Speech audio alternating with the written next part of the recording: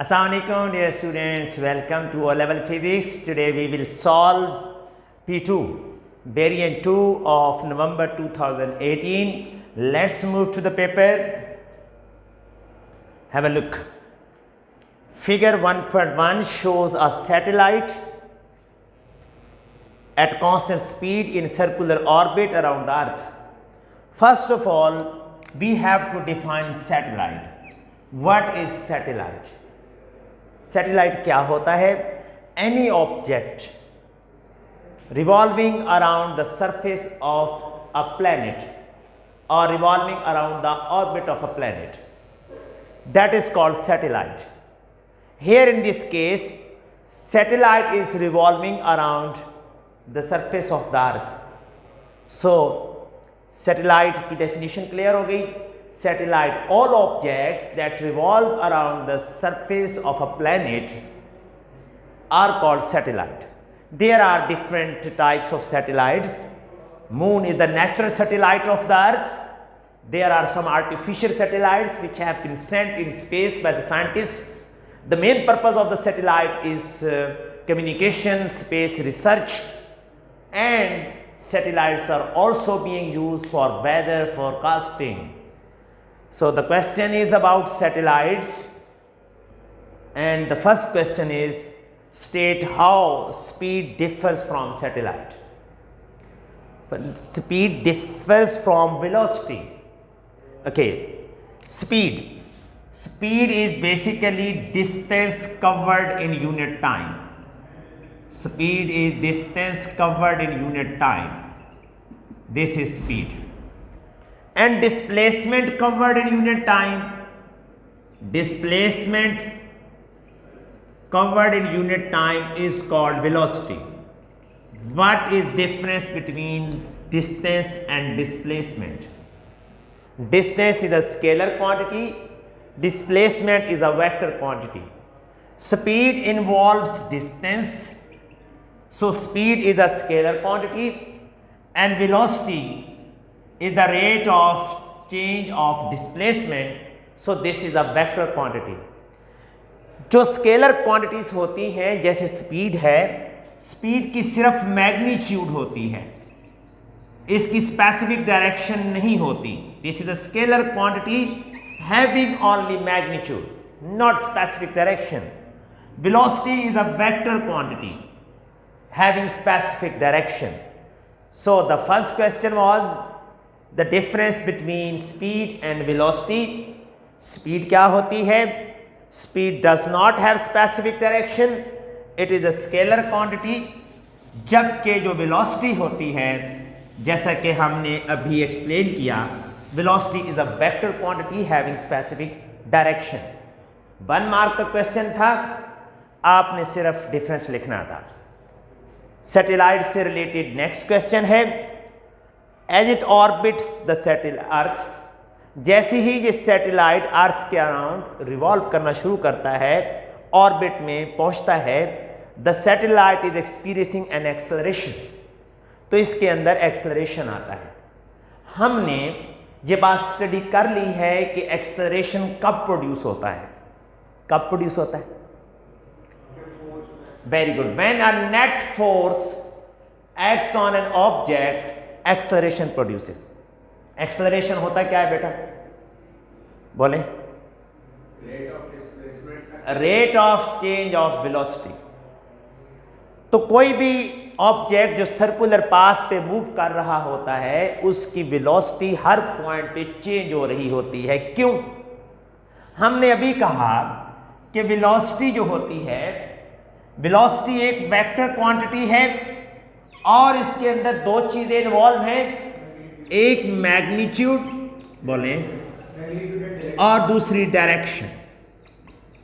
तो इस केस में जब एक ऑब्जेक्ट सर्कुलर पाथ पे मूव कर रहा होता है, तो देयर इज नो डाउट कि वो यूनिफॉर्म स्पीड से मूव कर सकता है, लेकिन उसकी वेलोसिटी यूनिफॉर्म नहीं होगी, वेलोसिटी उसकी चेंज होगी.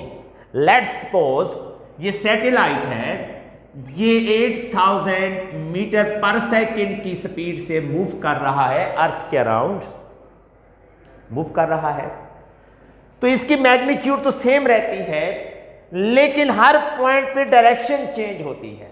डायरेक्शन कैसे चेंज होती है? ये सर्कुलर पाथ पे मूव कर रहा है सैटेलाइट। कोई भी ऑब्जेक्ट जो सर्कुलर पाथ पे मूव करता है उसके ऊपर एक फोर्स लग रही होती है, that is compelling a body to move in a circular path. The force which compels a body to move in a circular path is called centripetal force, denoted by Fc. This centripetal force for the satellite is provided by gravitational pull of the earth.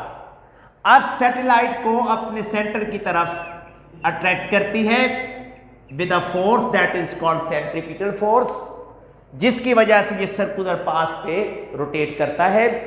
अगर हम यहां पे इसकी direction को देखना चाहें किसी भी पॉइंट पे, the direction of the motion of an object moving in a circle can be denoted with the help of a tangent. Tangent क्या होता है? Straight line at a point. ये tangent है, ये tangent, ये है direction of speed और direction of velocity. जब ये इस पॉइंट से यहां पे मूव करेगा तो ठीक है, उसकी मैग्नीट्यूड तो चेंज नहीं हो रही, लेकिन उसकी डायरेक्शन चेंज हो रही है। जब डायरेक्शन चेंज हो गई, इट मींस कि वेलोसिटी चेंज हो गई। जब वेलोसिटी चेंज हो गई, इट मीन एक्सेलरेशन प्रोड्यूस हो गया।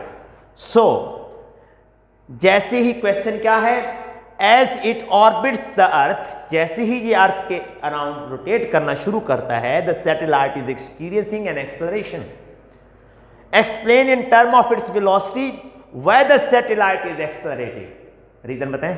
वेलोसिटी क्यों चेंज हो रही है? डायरेक्शन चेंज हो रही है। अगर इस पॉइंट पे आएगा तो डायरेक्शन कैसे होगी? टेंजेंट। डायरेक्शन चेंज हो गई तो फिर वेलोसिटी क्या हो गई? चेंज हो गई। एक्सेलरेशन प्रोड्यूस हो रहा है। एक्सेलरेशन किस वजह से प्रोड्यूस हो रहा है? Due to centripetal force. Direction क्यों चेंज हो रही है? Due to centripetal force. और इस सेंट्रीपिटल फोर्स की डायरेक्शन किस तरफ है? Toward the centre of the earth. तो एक्सेलरेशन किस डायरेक्शन में होगा? Newton second law of motion states that when a net force acts on a body an acceleration produces in the direction of net force. तो acceleration की direction क्या होगी? वो भी towards the centre of the circle होगी, centre of the अर्थ होगी, और उस एक्सेलरेशन को कहेंगे सेंट्रीपिटल एक्सेलरेशन। ये हमारे पास क्वेश्चन था। एग्जामिनर कमेंट्स देखते हैं। ये देखें, डायरेक्शन ऑफ वेलोसिटी चेंजेस, इस वजह से क्या प्रोड्यूस हो गया? एक्सेलरेशन प्रोड्यूस हो गया। इसी से रिलेटेड नेक्स्ट क्वेश्चन है figure 1.1, draw an arrow starting on the satellite. Satellite से आप एक एरो स्टार्ट करें, ठीक हो गया। To show the direction of satellite acceleration, क्या यही डायरेक्शन बनेगी? क्यों? कि gravitational pull of the earth is attracting the satellite and gravitational pull of the earth is providing centripetal force. In the direction of centripetal force, centripetal acceleration is producing. So the correct answer is arrow from satellite towards center of the earth. Clear? 1 mark का question था। As the satellite orbits the earth, November 2018, P2 variant 2, question number 1, C part। जैसे ही ये satellite अर्थ के around orbit करता है, it experiences a force due to gravitational acceleration. मैं इसको एक्सप्लेन कर चुका हूं। State and explain whether this force does work on the satellite. अब ये देखना है कि क्या ये फोर्स कोई काम करती है सैटेलाइट के ऊपर। यस, ये फोर्स क्या वर्क कर रही है? वर्क बेटे क्या, वर्क का क्या फार्मूला होता है? W is equal to mgh, that is for potential energy। General formula work का क्या है? W is equal to fs cos theta, fs cos theta। जो वर्क डन होता है ये 3 चीजों पर डिपेंड करता है। फोर्स मौजूद है, डिस्टेंस, ये फोर्स की डायरेक्शन में डिस्टेंस कवर होना, और क्या चीज, कॉस थीटा। आप ये बताएं what is angle between force and direction of motion? 90 degree. अगर यहां पे cos 90 लगा दूं, कैलकुलेटर से देखें जरा cos 90 की वैल्यू कितनी है? 0। cos 90 की वैल्यू 0 है, तो वर्क डन कितना हो गया? 0। So this centripetal force is not doing any work on the satellite. अगर वर्क नहीं हो रहा तो इसका मतलब ये है कि कोई किसी किस्म की एनर्जी चेंज नहीं आ रही, total energy is constant. You should note this point. So have a look on examiner comments. No work done and force perpendicular to motion. So there is no work done. इसकी जो kinetic energy है और इसकी जो gravitation potential energy है remains constant. There is no extra work done by this force. क्यों work done नहीं हो रहा? इस एंगल की वजह से, और हमने इसको एक्सप्लेन कर लिया। ये क्वेश्चन 1 कंप्लीट हो गया। अब क्वेश्चन 2 है हमारे नवंबर 2018 P2 वेरिएंट 2, इसका क्वेश्चन नंबर 2 करने लगे हैं। क्वेश्चन नंबर 2 चेक करेंगे। A sports car is designed to be very stable. Sports car है। स्पोर्ट्स कार आपने देखी है? स्पोर्ट्स कार की क्या कैरेक्टरिस्टिक्स हैं? साइज हाइट में कम होती है और फास्ट चलती है और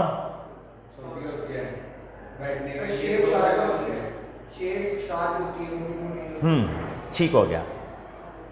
ये एक एग्जांपल दी गई है स्पोर्ट्स कार की। Position of centre of mass यहां है। ये position of centre of mass का क्या मतलब है? Whole mass of the body appears to be acting. यहां पे मैस सारा एक्ट कर रहा है। क्वेश्चन क्या है इससे related? What is meant by centre of mass? 1 mark का।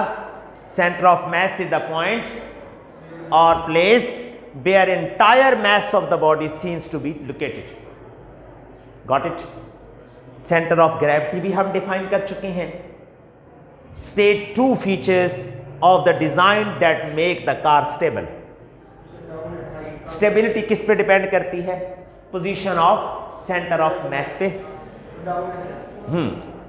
पहली बात तो यह है कि बेस एरिया बढ़ा दें। क्या चीज? Increase base area. Base area बढ़ा दें तो स्टेबिलिटी बढ़ जाती है। और लोअर क्या चीज? Centre of mess. ये 2 रीजंस लिखनी है स्टेबिलिटी बढ़ाने के लिए। 2 फीचर्स लिखने थे, हमने लिख लिए 2 मास के। वाइड बेस एरिया ज्यादा होना चाहिए। लो सेंटर ऑफ मैस, इसकी पोजीशन लो होनी चाहिए। ट्रक ज्यादा स्टेबल होता है या कार? ट्रक ज्यादा स्टेबल होता है कि कार? क्यों? कार की हाइट कम होती है, सेंटर ऑफ मैस लो होता है। सी पार्ट, ये किस चीज की फिगर है? लैमिना। ये है lamina. Show the irregular shaped piece of cardboard. Describe how to determine the position of centre of mass of the piece of card. You may draw figure in the blank space. जी, how to find centre of mass? How to find centre of mass? Very good, इसको मैं explain करता हूं। Finding centre of gravity और centre of mass of irregular shaped lamina. आपको क्या चीजें चाहिए? Irregular lamina, thread and Bob, nail, clamped in stand. ये जो थ्रेड एंड बॉब है इसको प्लम्ब लाइन कहते हैं। ये होता है plumb line is the system of thread and heavy metallic Bob. Procedure क्या है? प्रोसीजर आपके सामने। इरेगुलर शेप बॉडी लेनी है, उसके ऊपर 3 डिफरेंट प्लेसेस पे हमने क्या ड्रॉ करने हैं, होल बनाने हैं। इसको नेल की with the help of nail plum line को वर्टिकली डाउनवर्ड हमने हैंग करना है और प्लम लाइन की पोजीशन के साथ हमने लाइन लगा देनी, स्ट्रेट लाइन। अब नेक्स्ट स्टेप क्या होगा, फिर यही काम हम बी पे रख के करेंगे। देखते हैं, बी पे रख के काम करते हैं, ये ए पे रख के काम किया, फिर बी पे रख के काम करेंगे यही काम, और यही काम हम सी पे रख के करेंगे। तो यहां वो इंटरसेक्ट करेंगे, that will be the centre of gravity. How to find centre of mass? 3 क्या करने हमने, होल्स, और क्या यूज करनी है, प्लम लाइन, और प्लम लाइन को डिफरेंट होल से वर्टिकली हमने हैंग करना है। जहां पे उनकी जो डिफरेंट लाइंस हैं इंटरसेक्ट करेगी, that will be the centre of mass. Procedure मैंने एक्सप्लेन कर दिया। Suspend lamina next to plumb line, उसके बाद मार्क वर्टिकल लाइन, और जहां पे पॉइंट ऑफ इंटरसेक्शन होगा वहां पे सेंटर ऑफ ग्रेविटी होगा।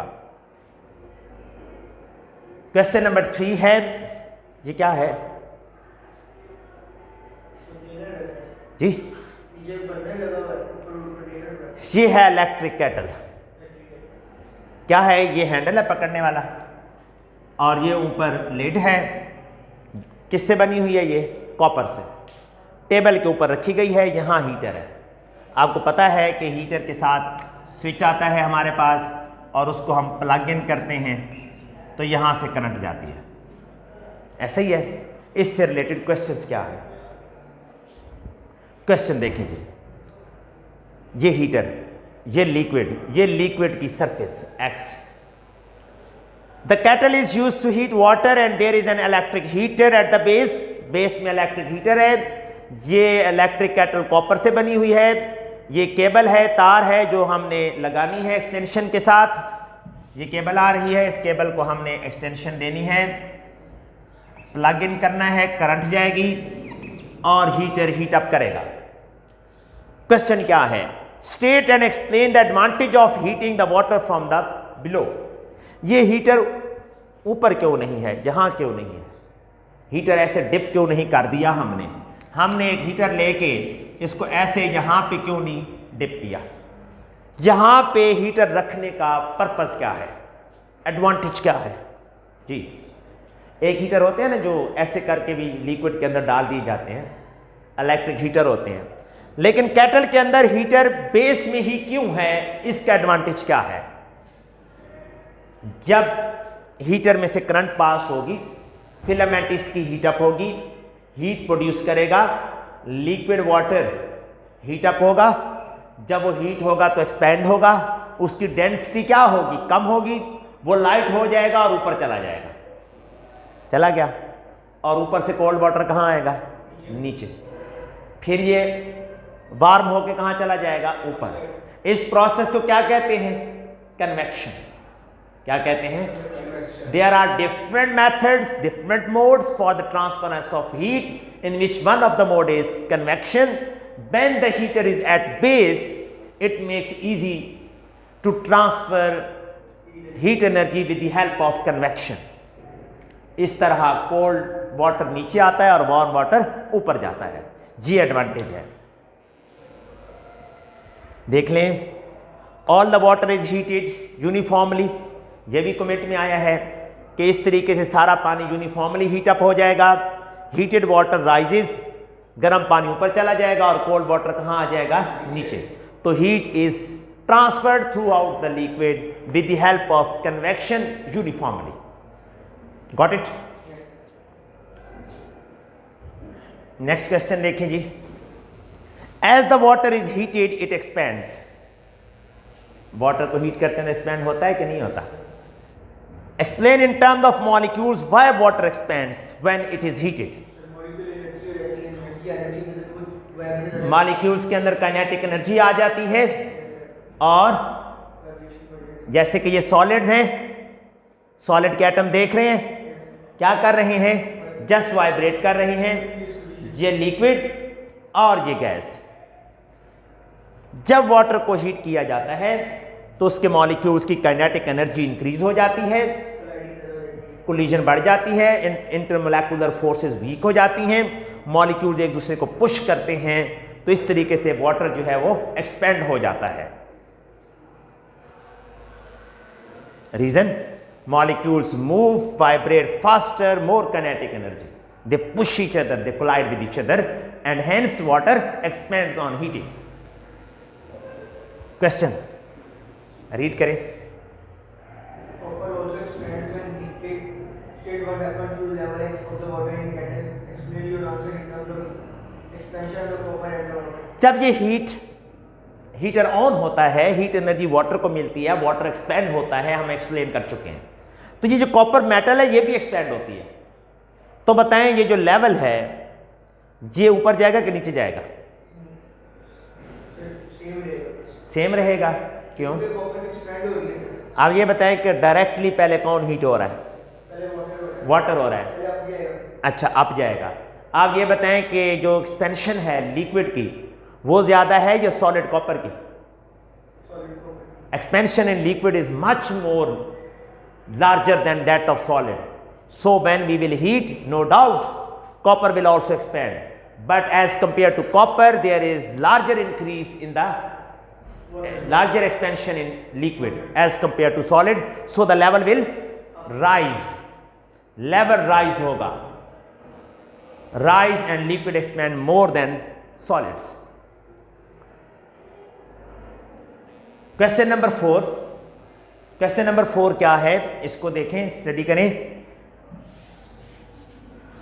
Question number 4, panel on the roof, एक हाउस है उसके ऊपर सोलर पैनल लगे हुए हैं। These panels use energy from the sun. Solar panel का पता है आपको, सोलर मीन बिल्कुल, the energy coming from the sun is called solar energy. Solar panel क्या करता है? Transfer the sun energy light energy into light and heat energy into electrical energy. Anyhow, panel use energy from the sun both to generate electricity and to raise the temperature of water that passes through tube inside the panel. ये basic info है solar panel के बारे में, और question आपका ये है, the panel on the roof of the house have black surface. हर किसी को पता है ब्लैक प्रेफर की जाती है। नेक्स्ट क्वेश्चन आगे आएगा भी सही कि ब्लैक ही क्यों। State how energy from the sun travels through space before it reaches the earth in the form of, बिल्कुल ठीक, ये हमारा सन है। सन से जो हीट एनर्जी आती है, लाइट एनर्जी आती है in the form of radiation, वो अर्थ तक पहुंचती है। तो कौन सी रेडिएशंस होती हैं? अच्छा, इंफ्रारेड रेडिएशंस, ठीक हो गया। रेडिएशंस और इंफ्रारेड रेडिएशंस और लाइट, जी बिल्कुल, कोई भी लिखा जा सकता है। बेस्ट है in the form of radiations including infrared and light. Sunlight comes from the sun to the surface of the earth in the form of radiations. Explain the advantage of using panels that have black surface. जैसा कि ऊपर बताया गया था, black surface is a good absorber of heat. तो reflector वो कैसा होगा? Black surface is a good absorber, आगे क्या लिखो? Good absorber of heat. जो अच्छा एब्जॉर्बर होता है वो अच्छा रिफ्लेक्टर भी होता है। क्या ऐसा है? ऐसा नहीं है। तो ब्लैक जो है वो इसलिए हम प्रेफर करते हैं, जी बिल्कुल बिल्कुल, poor reflector. Black surface is a good absorber, poor reflector. Black surface है, हीट एनर्जी ज़्यादा एब्जॉर्ब करेगा, ज़्यादा हीट एनर्जी एब्जॉर्ब करेगा तो उसकी आउटपुट क्या होगी? ज़्यादा, और इलेक्ट्रिसिटी क्या प्रोड्यूस होगी? ज़्यादा प्रोड्यूस होगी। Any question? सोलर पैनल्स किससे बने होते हैं? सिलिकॉन वेफर से। ये क्वेश्चन है हमारा next. On one occasion the panel are supplying an electric current of 15 ampere at a voltage of 24 volt. So the current is denoted by I. This is 15 ampere and voltage is 24 volt. Find क्या करना है? Calculate the electrical energy. We have to find, फजल क्या find करना है? Electrical energy. We have to find electrical energy generated by the panel in 1 hour. Time कितना given है? Time given है 1 hour. 1 hour में कितने सेकंड होते हैं? 3600 सेकंड. क्लियर? हम ऐसा यूनिट यूज करते हैं. तो इलेक्ट्रिकल एनर्जी का क्या फार्मूला होता है? जी बोले. Electrical energy generated by the panel is equal to power into time. Power into time. Good. So power तो यहां पे गिवन नहीं है. Very good. पावर का फार्मूला क्या होता है? VI into time. तो वैल्यूज पुट करें जरा. V24 I is equal to 15 ampere and time is equal to 3600 second. Calculate करें. 129,600. इसको साइंटिफिक नोटेशन में लिखें. इलेक्ट्रिकल एनर्जी का यूनिट जूल होता है. बोले 1.296 into 10 raised to power 1 2 3 4 5 6 joule. अच्छा, किसी भी रजिस्टर के अंदर जो हीट एनर्जी प्रोड्यूस होती है उससे रिलेटेड कौन सा लॉ है फाइंड करने के लिए? Joule law. कौन सा? Joule law. जूल लॉ क्या है जी? Electrical energy produce in any register is equal to product of square of current, resistance and time. This is heat energy. तो आप ये देखें, अगर मैं इसी को ऐसे कन्वर्ट करूं, I dot I R into T, क्या बन जाएगा? आई स्क्वायर आर टी थी. वी यहाँ वी लिख सकता हूँ ना, IVT. तो ये फार्मूला जो है, जो हमने अभी पढ़ा है, heat energy produce is equal to VIT, ये इस तरीके से भी डिराइव हो सकता है. Got it? नोट कर ले.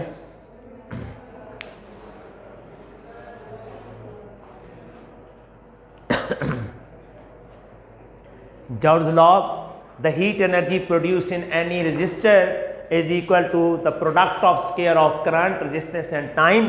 अगर हम वैसे वो माइंड में मैंने आपको बैकग्राउंड नॉलेज दिया है, उसके अलावा आप इसको डायरेक्ट इस तरीके से सॉल्व कर सकते हैं. इरेज कर रहा हूं जी. Solar panel. What is the function of solar panel? To convert heat energy into electrical energy. उनका ब्लैक कलर क्यों होता है? ये कमेंट हैं, आप देख सकते हैं. राउंड ऑफ कर दिया इन्होंने. क्लियर जी. Next question. ये 2018 का हम नवंबर का पेपर सॉल्व कर रहे हैं. क्वेश्चन देखें. In the same time 51 kg of cold water. Mass कितना है बेटा? 51 kg of cold water is pumped through the panel.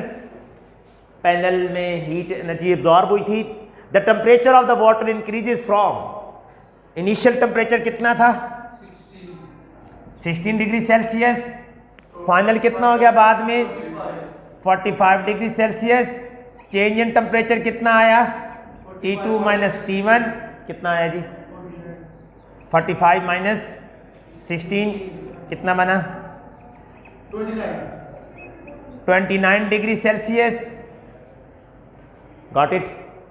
29 kelvin भी कहा जा सकता है, क्योंकि हमने डेल्टा फाइंड किया है. डेल्टा में दोनों इक्वल होते हैं changes. The specific heat capacity of water. Specific heat capacity को किससे डिनोट करते हैं?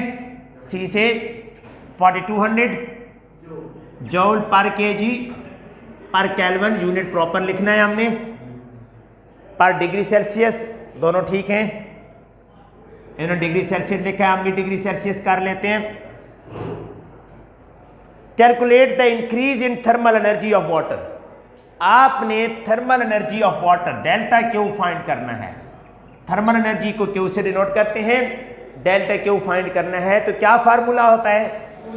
Delta Q is equal to C M delta T. Values put करें और इसको कैलकुलेट करें। व्हाट इज वैल्यू ऑफ सी?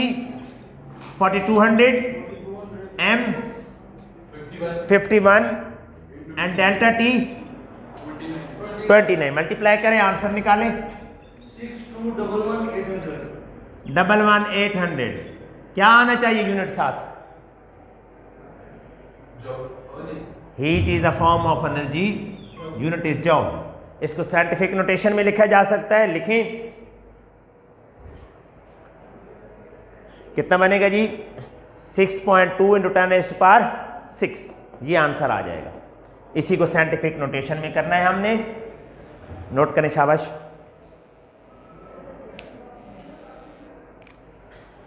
ये आंसर है।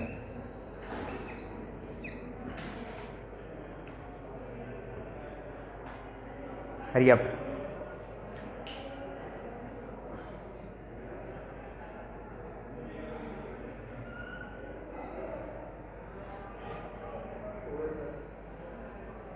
डन। नेक्स्ट देखते हैं हमारा क्वेश्चन। नवंबर 2018 के पेपर कर रहे हैं हम, and this is question number 5। अब क्वेश्चन नंबर 4 कंप्लीट हो गया, क्वेश्चन नंबर 5 हमने स्टार्ट करना है। क्वेश्चन नंबर 5 कौन से टॉपिक से रिलेटेड है, जरा चेक करें जी। ये कौन सा टॉपिक है जी? Static electricity. गुड। ये स्फीयर है के, ये स्फीयर एल है। Two uncharged conducting spheres K L are mounted on insulating stand. ये इंसुलेटिंग स्टैंड है। इंसुलेटिंग स्टैंड का क्या मतलब होता है? Very good. For example plastic. Good. State how the structure of an insulator differs from that of conductor. दोनों में क्या डिफरेंस है? इंसुलेटर में, ये इंसुलेटर है प्लास्टिक वगैरह, और कंडक्टर में क्या डिफरेंस है? कंडक्ट करता है। स्ट्रक्चर में क्या डिफरेंस है? That is function. Very good. Conductors have free electrons, free moving electron, जबकि इंसुलेटर्स में no charges, no electrons, no free moving electrons, no free moving electrons. Got it? दोनों में क्या डिफरेंस है?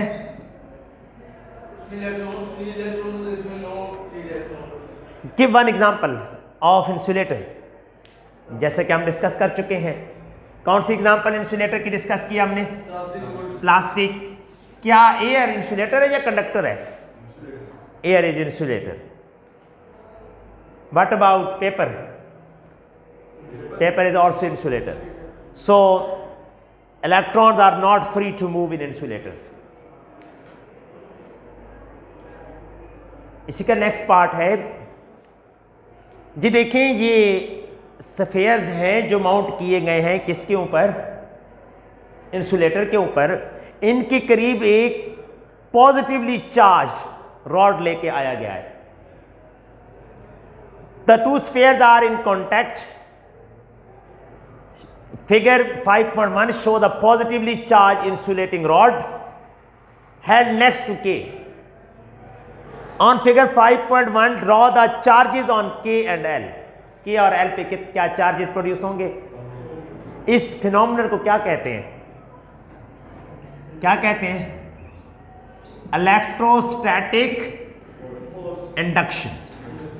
इलेक्ट्रोस्टैटिक इंडक्शन हो रही है यहां पे। इलेक्ट्रोस्टैटिक इंडक्शन क्या है? Production of charges on uncharge body due to presence of a charge body is called electrostatic induction. Static क्यों है? स्टैटिक का मतलब यह है कि इलेक्ट्रॉन्स फ्लो नहीं कर पाएंगे। चार्जेस फ्लो नहीं करेंगे क्योंकि नीचे क्या है, इंसुलेटर है। तो चार्जेस कैसे फ्लो करेंगे बताएं। लेट्स सपोज ये न्यूट्रल था स्टार्ट में, जितने पॉजिटिव थे उतने क्या थे बेटा इसके ऊपर जी, उतने क्या थे नेगेटिव। दोनों इलेक्ट्रोस्टैटिक फोर्सेस ऑफ अट्रैक्शन से आपस में बॉन्डेड थे। For the time being forget this charge body. इसके ऊपर जितने चार्ज हैं 1 2 3 4 5, मैंने ख्याल रखा है कि उतने मैं यहां भी बनाऊं 1 2 3 4 5। ये न्यूट्रल है जब इसको मैं नहीं लेके आया पास। इन द सेम वे ये भी न्यूट्रल है, इलेक्ट्रोस्टैटिक फोर्स ऑफ अट्रैक्शन है इनके दरमियान। जब ये चार्ज बॉडी पास आई तो इसने ऑपोजिट चार्ज कौन सा, इलेक्ट्रॉन्स, नेगेटिव चार्ज को अट्रैक्ट किया। ये नेगेटिव चार्ज कहां इंड्यूस हो गए,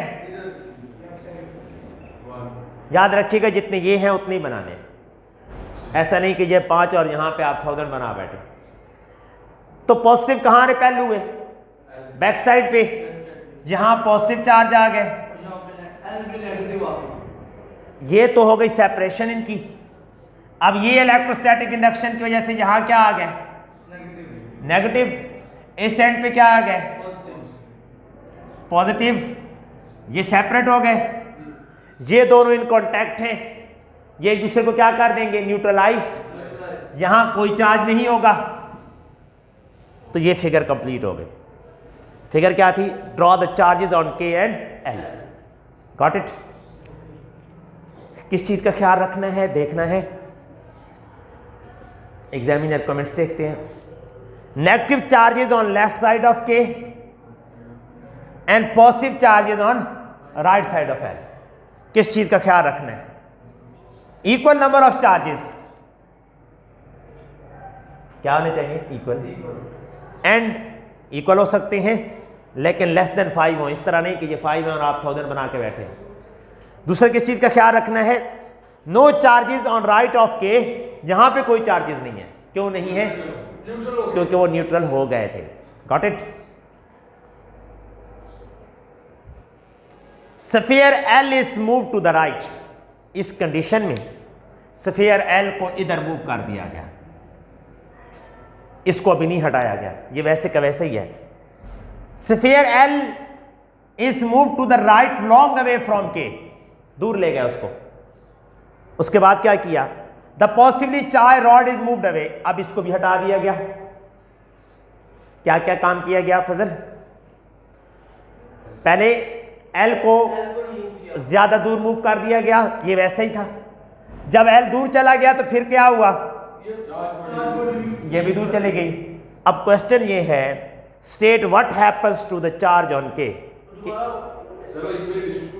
very good, charge will be equally distributed. क्यों,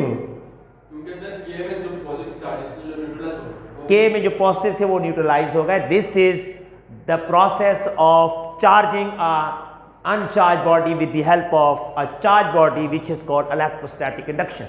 अब हम इस फिनोमेनन को एक एग्जांपल, अब नहीं होंगे, एग्जांपल से मैं बताने लगा हूं। पहली बात तो यह है, नेगेटिव चार्ज इसके ऊपर यूनिफॉर्मली स्प्रेड हो जाएगा, पॉजिटिव नहीं होगा। वो कैसे, इसको मैं एक्सप्लेन करता हूं। ये देखिए, लेट्स सपोज ये दो स्फीयर थे, ये एक एक्स्ट्रा एग्जांपल है। स्फीयर ए, स्फीयर बी, दोनों क्या थे, in contact, just like this. दोनों किसके ऊपर माउंटेड है, इंसुलेटर के ऊपर, just like the same. Clear. अब मैं कौन सी बॉडी लेके आया हूं, पॉजिटिव, जस्ट लाइक दिस। क्या हुआ, इलेक्ट्रोस्टैटिक इंडक्शन।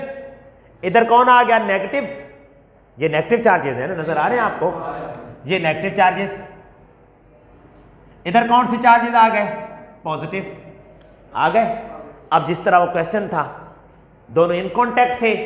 अब मैंने इसको दूर कर दिया लेकिन उसको रिमूव नहीं किया। अब उसको भी रिमूव किया, तो जो इसको दूर किया था इस पे पॉजिटिव चार्ज आ गया और दूसरे पे कौन सा आ गया, नेगेटिव। सेम इस पे नेगेटिव चार्ज यूनिफॉर्मली क्या होगा, डिस्ट्रीब्यूट हो जाएगा। दोनों इकट्ठे कर दें, किससे, कर ये भी मूव कर पॉजिटिव चार्ज भी बॉडी मूव कर। एक मिनट, आप ये कह रहे हैं कि इन दोनों को इकट्ठे ले जाएं उधर, इन दोनों को इकट्ठे मूव कर, ऐसे इकट्ठे कर दें। चार्ज बॉडी के बारे में क्या ख्याल है? आप ये कह रहे हैं कि इसको सारी चीज़ों इकट्ठा चले जाएं। एल भी मूव है, चार्ज बॉडी भी मूव है, एल ले गया उधर, चार्ज भी मूव एक साथ, इसको भी ले गया, फिर भी वैसे ही होगा। वैसे ही होगा। हाँ, अगर आप इन दोनों को इकट्ठा ले जाएंगे तो न्यूट्रलाइज हो जाएंगे, फिर न्यूट्रलाइज हो जाएंगे। चार्ज बॉडी का वहां मौजूद होना जरूरी है, ठीक है। चार्ज बॉडी अगर आप पहले हटा लेंगे तो ये जो इलेक्ट्रोस्टैटिक इंडक्शन की वजह से ये जो चार्जेस बंधे हुए हैं, ये पहले हटा लेंगे तो ये मूव करके एक दूसरे को न्यूट्रलाइज कर देंगे क्योंकि इन कांटेक्ट है। अगर आप ये कह रहे हैं कि उसको हटा लिया हमने तो उस पर पॉजिटिव चार्ज आ गया हुआ है, पहले इस पे भी चार्ज नहीं था इनिशियली और इस पे भी नहीं था, इन दोनों पे ऑपोजिट चार्जेस अपीयर हो गए। इसमें कोई क्वेश्चन? नेक्स्ट क्वेश्चन और इंटरेस्टिंग है। क्या क्वेश्चन है जी? जी, ये जो अब इसको हम एल के तौर पे ले रहे हैं, जिसके ऊपर कौन सा चार्ज आ गया था? पॉजिटिव, पॉजिटिव चार्ज आ गया अलहदा करके, इसको हम ले रहे हैं एल के तौर पे। लो भाई, पॉजिटिव चार्ज आ गया। अब अगर हम इसके साथ कंडक्टिंग वायर लगा दें ऐसे करके, अर्थ ग्राउंड कर दें तो क्या होगा? अर्थ इज अ बिग कंडक्टर। अगर हम इसको हटा लें और इसके ऊपर अगर पॉजिटिवली चार्ज यूनिफॉर्मली डिस्ट्रीब्यूटेड था जैसा कि यहाँ पे है, तो इलेक्ट्रॉन अर्थ से निकल के इसको न्यूट्रलाइज कर देंगे, there will be no charge. या हम कह सकते हैं पॉजिटिव और नेगेटिव चार्ज इक्वल हो जाएंगे, न्यूट्रलाइज हो जाएंगे। क्या है जी? Positive charge is L disappears. क्यों? L becomes neutral. क्यों? Equal number of positive and negative charges. Negative charges कहां से आए? अर्थ से। क्यों अर्थ से आए? Earth is a good conductor. ये क्वेश्चन कौन सा था?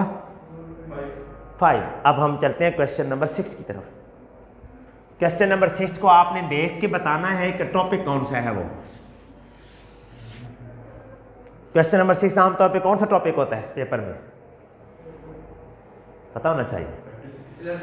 इलेक्ट्रिसिटी है ये,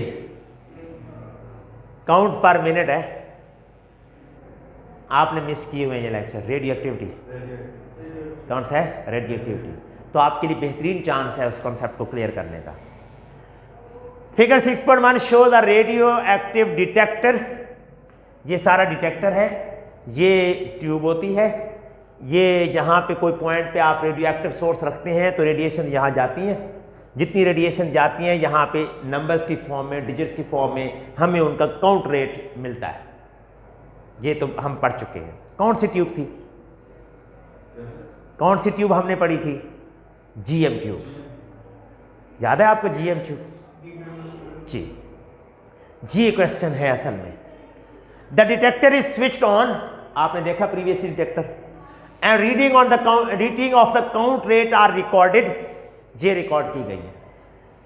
पहली रीडिंग में क्या था? 1 मिनट में कितनी रेडिएशन? 31। सेकेंड ऑब्जर्वेशन में 36, फिर 29। ये है रीडिंग्स। क्वेश्चन क्या है? Using all these readings obtain determine the average value for background count rate. Average value निकालें। कैसे करना है? क्या करना है भाई? एवरेज वैल्यू के लिए 31 करें जरा, प्लस 33, इन सबको ऐड कर दिया और किससे डिवाइड किया? 6 से।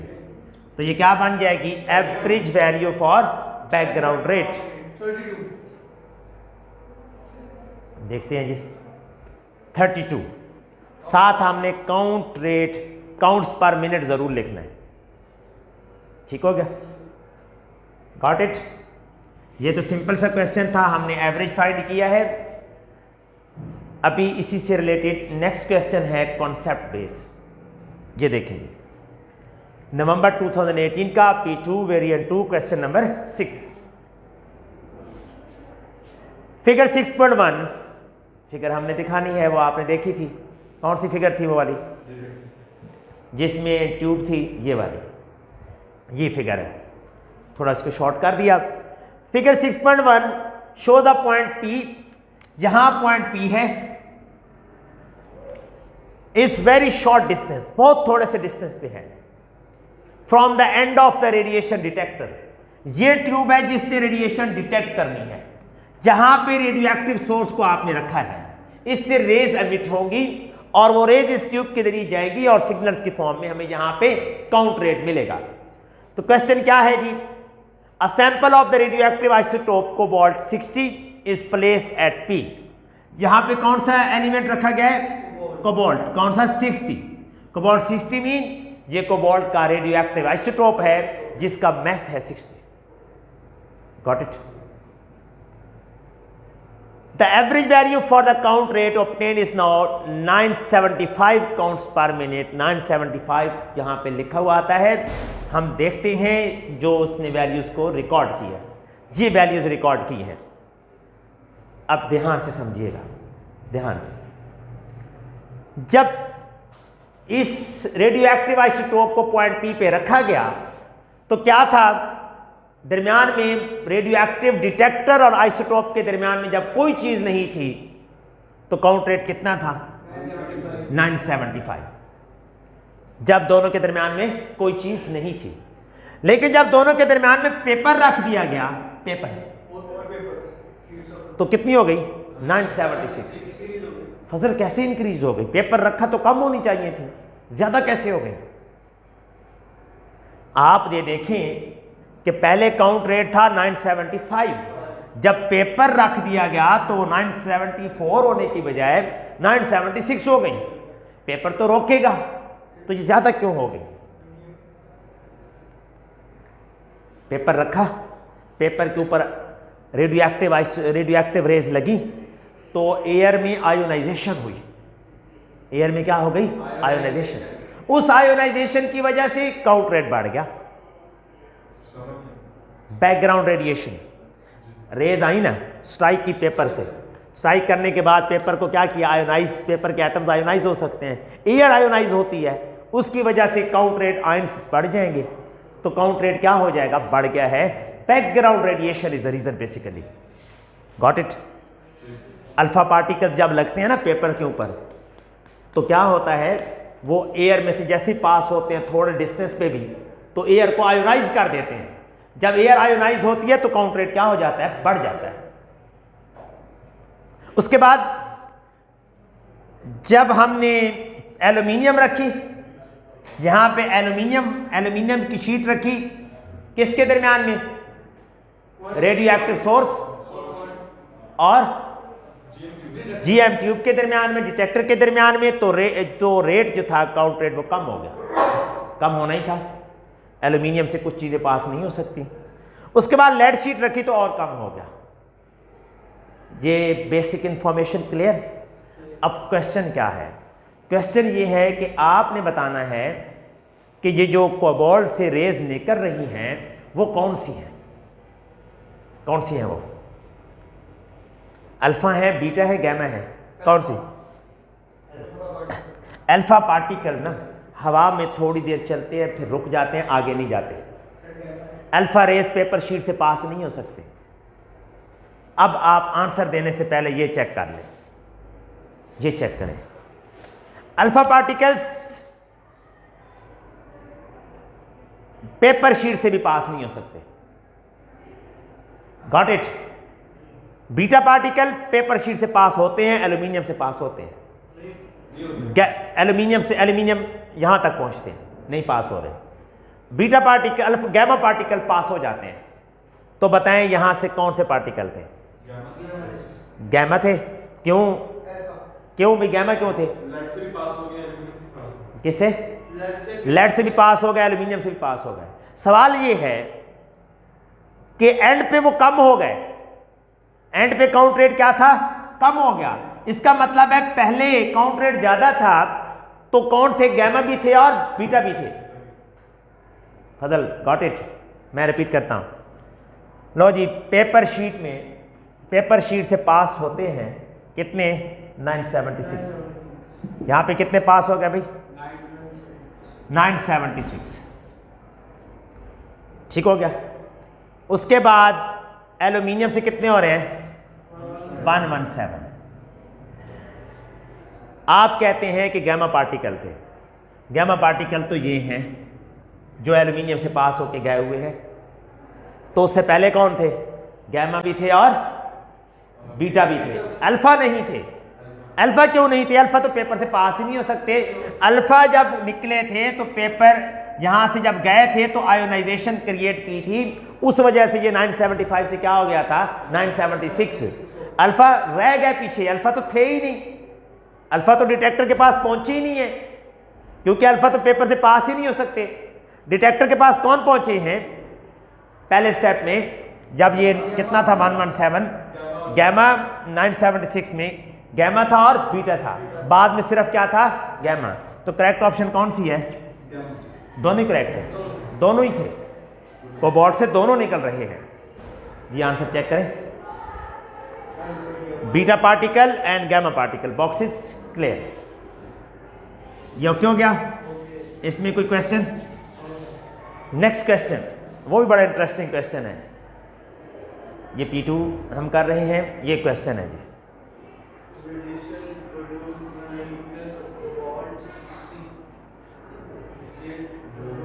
हाँ,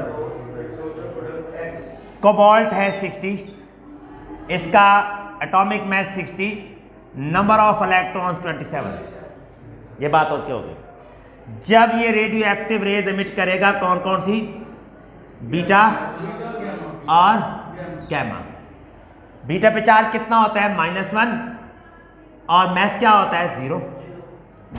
ये न्यूट्रल होते हैं, कोई चार्ज नहीं, कोई मैस नहीं। ये बात क्लियर हो गई। When cobalt will emit beta and gamma particles, it will convert into some other element, comparatively stable element. ये अनस्टेबल था, रेज एमिट की, तो किस में कन्वर्ट हो जाएगा? स्टेबल में। तो लेट्स सपोज वो स्टेबल एलिमेंट X है। क्या है? X। हाँ जी, X का आपने बताना है प्रोटॉन नंबर। क्या बताना है? Proton number. प्रोटॉन नंबर कहाँ होता है? यहाँ पे। पहले प्रोटॉन नंबर कितना है? 27 था, माइनस कितना हो गया? -1। नेगेटिव क्या है ना, तो कितना हो गया जी? ना 28 जी, नेगेटिव निकला है ना, माइनस। तो यहां पे क्या होना है? प्रोटॉन नंबर कितना? 28। तो यहां कितना आंसर होना चाहिए? 28। ये बात ओके हो गई। यहां पे आंसर होना चाहिए 28। जितने इलेक्ट्रॉन होते हैं उतने प्रोटॉन होते हैं। बात ओके हो गई। अब ऊपर क्या फाइंड करना है हमने? न्यूट्रॉन्स। कहां 1 कैसे हुआ? ये भी 0, ये भी 0, 60 हो गए जी। गुड, 60 कह रहे हैं। क्यों कह रहे हैं? क्योंकि जहां भी 0 है यहां भी 0 है, चेंज तो आया नहीं है। लेकिन 60 न्यूट्रॉन नहीं है, 60 है न्यूक्लियॉन्स। Very good. 60 क्या है? न्यूक्लियॉन्स। न्यूक्लियॉन्स में कौन कौन होते हैं? Proton plus neutron. प्रोटॉन कितने हैं? 28। तो न्यूट्रॉन कितने होंगे? 60 माइनस 28, कितने बचेंगे? कितने? श्योर जी, गॉट इट। इंटरेस्टिंग था ना ये, नोट कर लीजिए। अल्फा भी कौन सी चार्ज क्या charge? Very good. Alpha particle इस केस में तो है नहीं। अगर अल्फा पार्टिकल हो तो हम उसको हीलियम कंसिडर करते हैं। हीलियम का न्यूक्लियाई होता है, वो हीलियम का एटम नहीं होता, न्यूक्लियाई होता है। इसमें इलेक्ट्रॉन नहीं होते, हीलियम में इलेक्ट्रॉन भी होते हैं। ये अल्फा पार्टिकल के लिए नोट कर लें, ये इंपॉर्टेंट था। इससे रिलेटेड हम पहले भी कर चुके हैं। आप लिखेंगे अगर radio activity by Habib Niazi, तो आपको यूट्यूब में इसके पूरे लेक्चर्स भी मिल जाएंगे। ये तो हम पेपर सॉल्व कर रहे हैं। नोट कर रहे हैं? Well students, proton number is 28 in this case and number of neutrons will be 32. Now the half-life of cobalt 60 is 5.3 years. State what is meant by half-life. जैसा कि नेम इंडिकेट कर रहा है, half-life. Half-life mean आधी जिंदगी। Let's suppose ये है हमारे पास एक रेडियो एक्टिव एलिमेंट, ये है इसके nucleons in the form of alpha, in the form of beta, in the form of gamma और अदर रेज, ये डिसइंटीग्रेट होंगे। With the passage of time ये नंबर ऑफ न्यूक्लियॉन्स कम होते जाएंगे। एक टाइम आएगा कि ये नंबर ऑफ न्यूक्लियॉन्स आधे खत्म हो जाएंगे और आधे बाकी बच जाएंगे।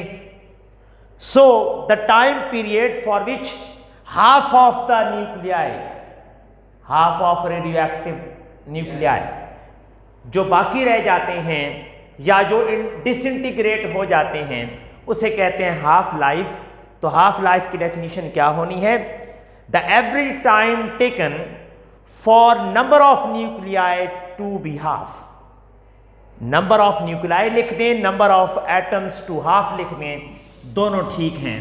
हाफ लाइफ वो टाइम पीरियड है जिसमें आधा जो रेडियो एक्टिव एलिमेंट के न्यूक्लियाई हैं वो हाफ हो जाते हैं, हाफ डिसइंटीग्रेट हो जाते हैं और हाफ बाकी रह जाते हैं। ये 2 मार्क्स का क्वेश्चन था। अब हम चलते हैं इसी के नेक्स्ट पार्ट की तरफ। इस टेबल को ध्यान से देखें, ये रीडिंग्स हैं, 6 रीडिंग्स ली गई हैं। इसमें काउंट रेट गिवन है, 61 है, 46 है, 43 है, 56 है, 49 है, 57 है। क्वेश्चन क्या है? हम नवंबर 2018 पेपर कर रहे हैं और ये क्वेश्चन नंबर 6 है, इसका ये पार्ट है। There are reasons for suggesting that variations in these readings is random. आपने 2 रीजन बतानी है कि इस टेबल को देखकर आप क्यों ये कह रहे हैं कि ये जो काउंट रेट में जो वेरिएशंस आई हैं ये रैंडम है। नंबर 1, आप ये देखें कि इन दोनों का गैप कितना है? 46 और 61 माइनस 46। कैलकुलेटर से कैलकुलेट करें। 46 देखें,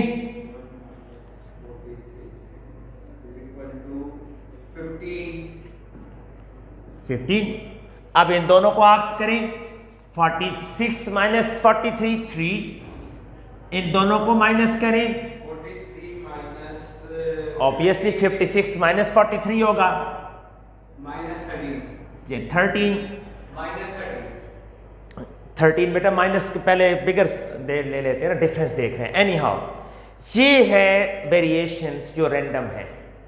अगर आप प्रीवियस जो काउंट रेट इसी क्वेश्चन में गिवन है प्रीवियस पार्ट में उसको देखें तो यहां पे 31 काउंट रेट था फर्स्ट रीडिंग में, यहां 61 है। जहां पे 36 था सेकंड रीडिंग में, यहां 46 है। ये भी इसी का पार्ट है जो हमने प्रीवियस क्वेश्चन में किया है। तो हम लिखेंगे कि yes the variations are random. उसके रीजन यहां पे गैप्स जो है वो दोनों को कंपेयर किया जाए तो इनकी वैल्यूज बिगर है as compare to previous one और इनकी वेरिएशंस रैंडम है। सबसे बड़ी बात यह है कि हाफ लाइफ जो है कोबाल्ट की वो बहुत ज्यादा है। जब एक रेडियोएक्टिव एलिमेंट की हाफ लाइफ बहुत ज्यादा हो और उसकी आप काउंट रेट थोड़े से टाइम पीरियड के लिए मेजर कर रहे हो तो वो प्रॉपर नहीं आती, उसमें यकीनन जो है वेरिएशंस आती हैं। तो ये 2 रीजंस हैं हमारे इस क्वेश्चन के आंसर में। क्वेश्चन ये था, there are reasons for suggesting that the variation of this reading is random and not because the number of cobalt atom in the sample is decreasing. Random क्यों है? ये रीजन है। Random इसलिए है कि ये जो रीडिंग्स हैं पहले वाली रीडिंग से ये बहुत बड़ी हैं। प्रीवियस जो स्टूडेंट की ऑब्जर्वेशन थी उसमें जो रीडिंग्स थी वो कम थी, यहां पे बहुत ज्यादा है। इनका गैप भी रैंडम है। उसके बाद ये है इंपॉर्टेंट रीजन ये है कि हाफ लाइफ कोबाल्ट की टोटल है 5.3 इयर्स और आप ये शॉर्ट टाइम के लिए मेजर कर रहे हैं 5 to 6 मिनट के लिए। तो ये जो वेरिएशंस हैं, वेरिएशंस ये रैंडम है। ये रीजन, ये इसके 2 मार्क्स हैं। ये हमारे पास क्वेश्चन नंबर 6 कंप्लीट हुआ। अब हम क्वेश्चन नंबर 7 की तरफ चलते हैं। नवंबर 2018 और हमारे पास ये P2 है, वेरिएंट 2। क्वेश्चन नंबर 7 को सॉल्व करने लगे हैं। ये किस चीज की फिगर है? ये है ट्रांसफार्मर की फिगर। ट्रांसफार्मर, ट्रांस का मतलब है चेंज, फॉर्मर का मतलब है शेप, शेप चेंज करता है ये वोल्टेज की। एनी हाउ हमारा क्वेश्चन क्या है? ट्रांसफार्मर का स्ट्रक्चर देखें। यहां पे ये कॉइल रैप्ड है, इसे कहते हैं प्राइमरी कॉइल, और ये दूसरी कॉइल है ये सेकेंडरी कॉइल। प्राइमरी कॉइल से हम इनपुट वोल्टेज देते हैं और सेकेंडरी कॉइल से हम आउटपुट लेते हैं। ये दोनों कॉइल्स ये खास किस्म के आयरन कोर के ऊपर रैप्ड होती हैं। होता क्या है, जब हम एसी वोल्टेज देते हैं, ये जो हमारे पास प्राइमरी कॉइल है, ये इसमें से जब एसी वोल्टेज आती है तो ये मैग्नेट बन जाती है। जब ये मैग्नेट बनती है तो magnetic line of forces generate होती हैं जो सेकेंडरी कॉइल से भी पास होती हैं, और सेकेंडरी कॉइल के अंदर भी म्यूचुअल इंडक्शन की वजह से ईएमएफ इंड्यूस होती है, और अगर यहां बल्ब लगा हुआ है तो बल्ब एनलाइटन हो जाता है। हमारा क्वेश्चन क्या है? A lamp is connected to secondary coil, explain why the core of transformer is made from iron. ये आयरन से क्यों बना हुआ है, इसका आंसर देना है। सबसे पहली बात तो ये है कि ट्रांसफार्मर है क्या। Transformer is a device that क्या करता है, ये इंक्रीजेज और डिक्रीजेज एसी वोल्टेज, वोल्टेज की वैल्यू को अप करता है या डाउन करता है। ये काम कैसे करता है? म्यूचुअल इंडक्शन पे। म्यूचुअल इंडक्शन क्या है, इस पे हम डिस्कस करेंगे। इस प्राइमरी कॉइल के अंदर जब एसी वोल्टेज आती है तो ये कॉइल मैग्नेट बन जाती है। जब ये कॉइल मैग्नेट बनती है तो magnetic line of forces generate होती हैं। वो मैग्नेटिक लाइन ऑफ फोर्सेस जब साथ नेबरिंग कॉइल में से पास होती हैं तो number of magnetic line of forces pass होने वाली चेंज होती हैं। पहले 3 कोई नहीं पास होने वाली, अब लेट सपोज कि ये 3 magnetic line of forces pass हो रही हैं। Number of magnetic line of forces passing through secondary coil are 3, this is called magnetic flux. इसका मैग्नेटिक फ्लक्स चेंज हुआ जिसकी वजह से इसमें भी करंट इंड्यूस हुई और बल्ब रोशन हुआ। ये मैग्नेटिक लाइन ऑफ फोर्सेस पास होती हैं आयरन कोर से भी। आयरन कोर, आयरन एक सॉफ्ट मैग्नेटिक मटेरियल है। सॉफ्ट मैग्नेटिक मटेरियल क्या होता है? सॉफ्ट मैग्नेटिक मटेरियल होता है जो जल्दी जल्दी मैग्नेट भी बन जाए, और जैसे ही टेम्पररी मैग्नेट, और जैसे ही करंट फ्लो करना बंद हो वो डीमैग्नेटाइज भी हो जाए। तो being soft magnetic material, iron core is used here in transformer. देखते हैं क्या होता है जब एसी वोल्टेज पास होती है। ये पॉजिटिव नेगेटिव फेजेस पास होते हैं। जब ये फेज पास होता है तो ये डीमैग्नेटाइज हो जाता है, जब ये फेज पास होता है तो मैग्नेटाइज हो जाता है। ये काम आयरन कोर इजीली करता है। So iron core is used here because this is a soft magnetic material, it is easy to magnetise it and it is easy to demagnetise it. अगर डीसी करंट पास हो, ये direct current होती है, ये DC है और वो AC. AC का मैंने बता दिया, वो डीमैग्नेटाइज भी करती है, मैग्नेटाइज भी करती है। बार बार number of magnetic line of forces change होती हैं जिसकी वजह से कॉन्टिन्यूसली यहां पे ईएमएफ इंड्यूस होती है। अगर डीसी पास की जाए तो डीसी एक दफा तो इसको मैग्नेटाइज कर देगी, लेकिन बार बार number of magnetic line of forces change नहीं होगी तो ये कॉन्टिन्यूसली वर्क नहीं करेगा। हमारा क्वेश्चन यहां पे है कि ये आयरन कोर क्यों होता है यूज। हम कहते हैं कि म्यूचुअल इंडक्शन होती है ट्रांसफार्मर के अंदर। Transformer is a device which is used to step up और स्टेप डाउन एसी वोल्टेजेस। जब ये पास होती है एसी वोल्टेज, एसी करंट इसमें से पास होती है एसी वोल्टेज, तो ये मैग्नेटाइज भी होता है और डीमैग्नेटाइज भी होता है। आयरन एक सॉफ्ट मैग्नेटिक मटेरियल है जो इस पर्पस को आसानी से सर्व करता है, therefore iron core, soft iron core use किया जाता है। क्वेश्चन देखें 2 मार्क्स का, explain why the core of transformer is made from iron. तो इसका बड़ा सिंपल सा आंसर है, आंसर देख लें, the core is made of iron which is soft magnetic material to reduce energy required to bring about the magnetic reversal. यानी ये आसानी के साथ मैग्नेट भी बन जाता है और आसानी के साथ डीमैग्नेटाइज भी हो जाता है। Any question? हमारे पास ट्रांसफार्मर से रिलेटेड नेक्स्ट क्वेश्चन है, ये देखें, explain why the core of magnetic material है टेम्पररी सॉफ्ट मैग्नेटिक मटेरियल। हम इसको डिस्कस कर चुके हैं। Next question, state 2 ways in which an alternating current differs from direct current। ये alternating current मैंने बनाई थी, the current which have changing direction, the current which is unidirectional, alternating current, changing direction, direct current is unidirectional। Direct current is unidirectional current जो एक ही direction में move करती है, और ये ऑल्टरनेटिंग डायरेक्शन होती है चेंजिंग डायरेक्शन। हर पॉइंट पे इसकी डायरेक्शन चेंज होती है। दूसरा डिफरेंस, डायरेक्ट करंट का साइज कम होता है, इसका साइज ज्यादा होता है, कॉन्टिन्यूसली चेंजिंग होती है, इसकी पोलैरिटी सेम रहती है, इसकी पोलैरिटी चेंज होती रहती है। तो क्वेश्चन हमारा ये था, there is an alternating current in primary coil, the lamp is lit.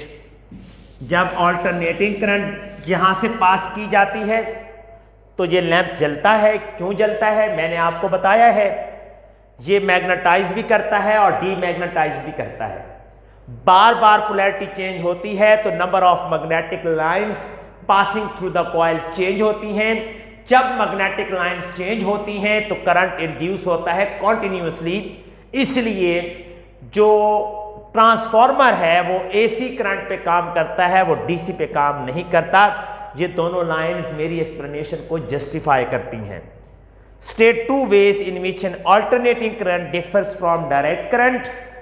तो ये दोनों में डिफरेंस है, चेंज डायरेक्शन, चेंजेस पोलैरिटी, या वेरिंग साइज। इसका साइज वेरी करता है, इसका साइज वेरी नहीं करता। ट्रांसफार्मर से रिलेटेड नेक्स्ट क्वेश्चन है हमारा, explain why the lamp is not lit when there is direct current. बताएं।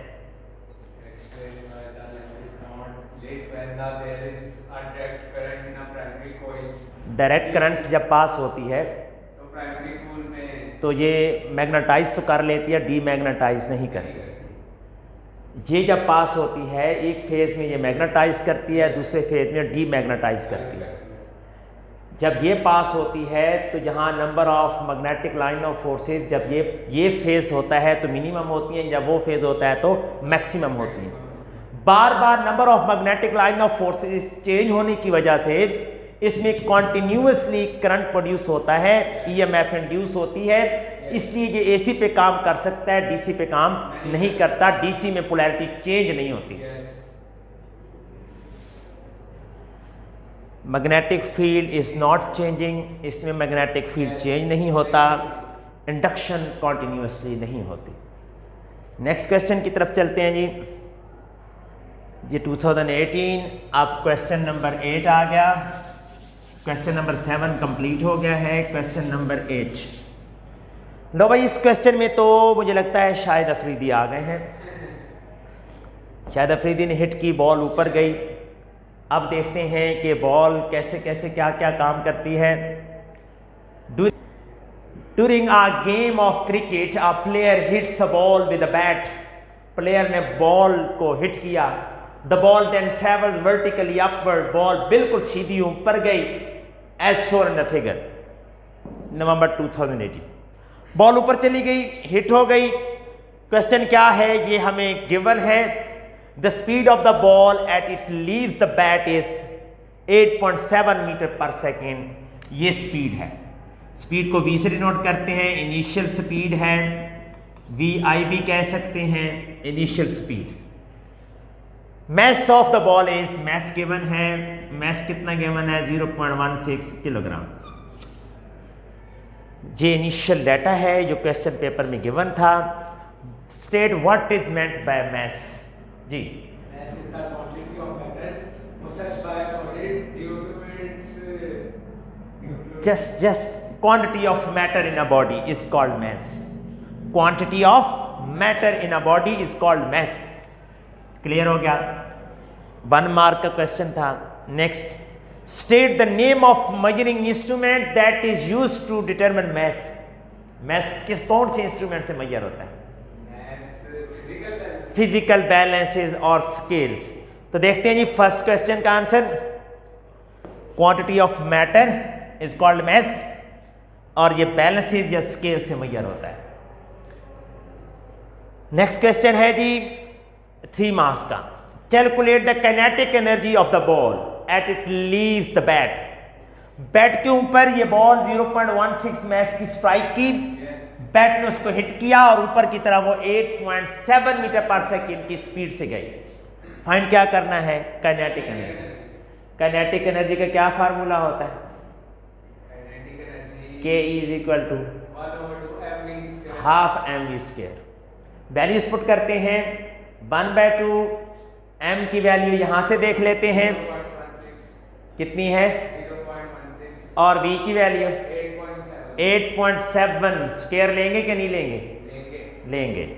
पहले आप इसका स्क्वायर लें, 1/2 0.16. कैलकुलेटर निकालें, शाबाश। 8.7 का स्क्वायर निकालें, हरी अप। 8.7 का whole square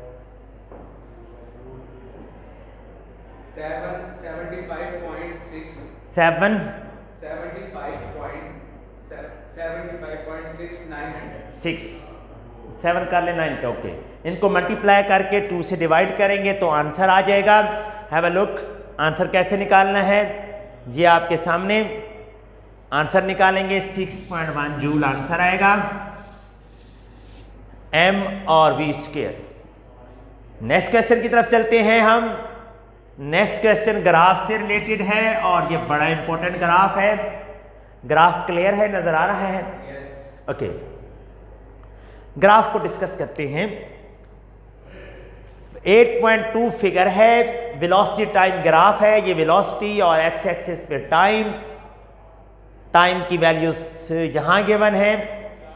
state the name given to the negative acceleration. Negative acceleration क्या होता है? जब इनिशियली वेलोसिटी ज्यादा हो और with the passage of time velocity कम हो जाए, इसे कहते हैं नेगेटिव एक्सेलरेशन। नेगेटिव एक्सेलरेशन का दूसरा नाम क्या है? रिटार्डेशन, या इसे क्या कहते हैं? डिसेलरेशन। ये नेगेटिव एक्सेलरेशन के 2 नाम हैं, डिसेलरेशन भी कहते हैं और रिटार्डेशन भी कहते हैं। वेलोसिटी पहले ज्यादा होती है, बाद में कम हो जाती है। पहला पार्ट तो हो गया क्लियर। Yes. अब क्वेश्चन नेक्स्ट देखते हैं। State how the graph shows that the ball has negative acceleration. इस ग्राफ को देखें और आप बताएं कि एक्सेलरेशन नेगेटिव क्यों है। हम कह सकते हैं as the initial velocity is greater as compare to final velocity, we can say velocity is decreasing with the passage of time. लेकिन ये ग्राफ की शेप को देख के हम ये भी कह सकते हैं कि ग्राफ की जो स्लोप है वो डाउनवर्ड है। ग्राफ की स्लोप है डाउनवर्ड, स्लोप डाउनवर्ड है, इसलिए नेगेटिव एक्सेलरेशन है। यहां हम एक और भी कह सकते हैं कि इसका ग्रेडियंट नेगेटिव है। जब ग्रेडियंट नेगेटिव होता है तो क्या होता है? इसका acceleration minus. Negative gradient line slope downwards left to right, ये रीजंस हैं। इसलिए हमने कहा कि ये जो ग्राफ है इसमें वेलोसिटी शुरू में ज्यादा थी, बाद में कम हो गई। ये डिसेलरेशन का ग्राफ है, ये रिटार्डेशन का ग्राफ है। यहां स्लोप नेगेटिव आना है। नेगेटिव स्लोप कैसे आना है? यहां हमने ये बात करनी है कि एक्सेलरेशन होता है vf minus vi over t। इस केस में फाइनल वेलोसिटी कम हो रही है और इनिशियल वेलोसिटी ज्यादा है, तो इनिशियल वेलोसिटी वाला साइन आना है तो वो कौन सा होगा? नेगेटिव। इसे कहते हैं ग्रेडियंट का नेगेटिव होना। नेक्स्ट क्वेश्चन की तरफ देखते हैं। The time at which the ball stops moving downward. ये है वेलोसिटी। आपने ये टाइम फाइंड करना है, ये वाला जिसमें वेलोसिटी कम होते होते होते कहाँ पहुंच गई? 0 पे। ये फाइंड करना है, टाइम फाइंड करना है। अब टाइम फाइंड करने से पहले हमें ये ग्राफ को देखना है। ये 0 है, ये 2 है, तो ये छोटा ब्लॉक किसके इक्वल होगा ये देखना होता है। काउंट करते हैं, 1 2 3 4 5 है, और ये कितना है? 2। करें जरा, 5 divided by 2, 2 divided by 5, 2 divided by 5 is equal to 0.04. 2 divided by 5 यानी 2 मार्क की है 5 छोटे ब्लॉक्स के ऊपर, तो एक छोटा ब्लॉक कितना बन जाएगा? 0.4, 0.4। लो, ये कितना? ये भी वैसे ही है, 1 2 3 4 5, 0.4। ये बन गया हमारे पास 8। ये 8 तो कंप्लीट है, 0.8। ये कितना इक्वल है? The time at which the ball stops moving upwards. ये है हमारे पास हाईएस्ट पॉइंट। यहां से हाईएस्ट पॉइंट है? No no no no no no, ये इनिशियल वेलोसिटी बढ़ती जा रही है, ये हाईएस्ट पॉइंट पे 0 हो गई वेलोसिटी। फाइनल वेलोसिटी 0 हो गई। गुड, फाइनल वेलोसिटी हो गई 0। अब हमने फाइंड करना है टाइम। जहां पे इसकी वेलोसिटी 0 होती है, यहां पे ये वाला टाइम हमने फाइंड करना है, ये वाला टाइम। तो हम देखते हैं कि एक छोटा कॉलम किसके बराबर है? 0 से स्टार्ट हो रहा है, 1 2 3 4, 5th पे बन गया 0.2, 5th पे बन गया 0.2। क्लियर? देखिए 0.2 डिवाइडेड बाय 5 करेंगे हॉरिजॉन्टल एक्सिस के लिए, तो एक छोटा कॉलम आ जाएगा ये वाला। करें जरा कैलकुलेटर से, 0.2 divided by 5, 0.2 divided by 5 is equal to 0.04. ये बन गया 0.04। लुक, 0.8 यहां पे आ गया, 0.8 तो मुकम्मल है। अब ये वाला किस लाइन किसके इक्वल है? 0.04 के एक छोटा कॉलम इसमें ऐड करेंगे 0.04। ये अगला भी है, ये भी क्या है? 0.04। थोड़ा सा इससे आगे है पॉइंट। ये देखिए जहां वो एक्स एक्सिस से मिल रहा है ये वाला ग्राफ, वो 0.04 से थोड़ा सा आगे है, तो इसको मैं 0.05 ले सकता हूं।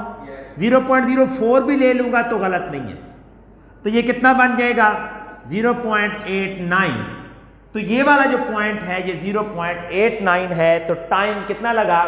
0.89 सेकंड। कितना लगा? 0.89 सेकंड। इसमें कोई डाउट? जब भी हम एक्स एक्सिस पे वैल्यू लेना चाहेंगे, हम क्या करेंगे? हम ये देखेंगे कि एक छोटा कॉलम किसके बराबर है।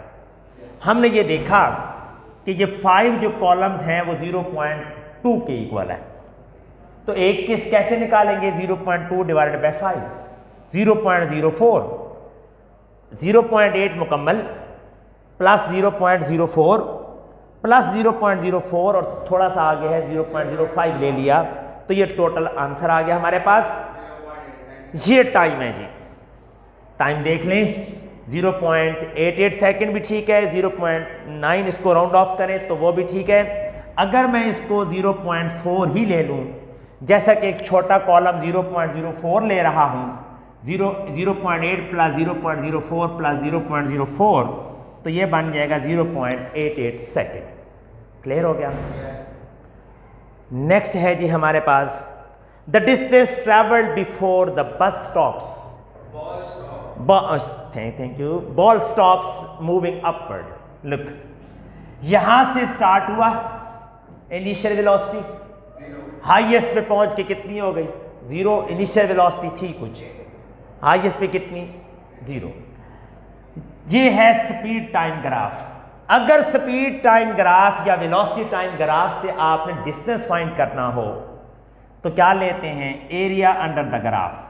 ये ग्राफ है, इस एरिया को हमने देखना है, ये डिस्टेंस कवर्ड के इक्वल होगा। ये बन गई राइट एंगल ट्राइंगल, ये बन गई। तो राइट एंगल ट्राइंगल का एरिया फाइंड करना है। जब हम एरिया फाइंड कर लेंगे तो वो बन जाएगा distance covered by the ball. Right angle triangle का एरिया कैसे फाइंड करेंगे? डिस्टेंस के इक्वल होगा। किस डिस्टेंस को एस से डिनोट करते हैं? ये एस है। S is equal to area under graph. ये क्लियर है? यहां पे लिख लूं, Yes. Area under graph. जी, एरिया ट्राइंगल का देखना है 1/2 base multiplied by height. S is equal to 1/2 base हमने निकाल ली थी, कितनी निकली थी? 0.88।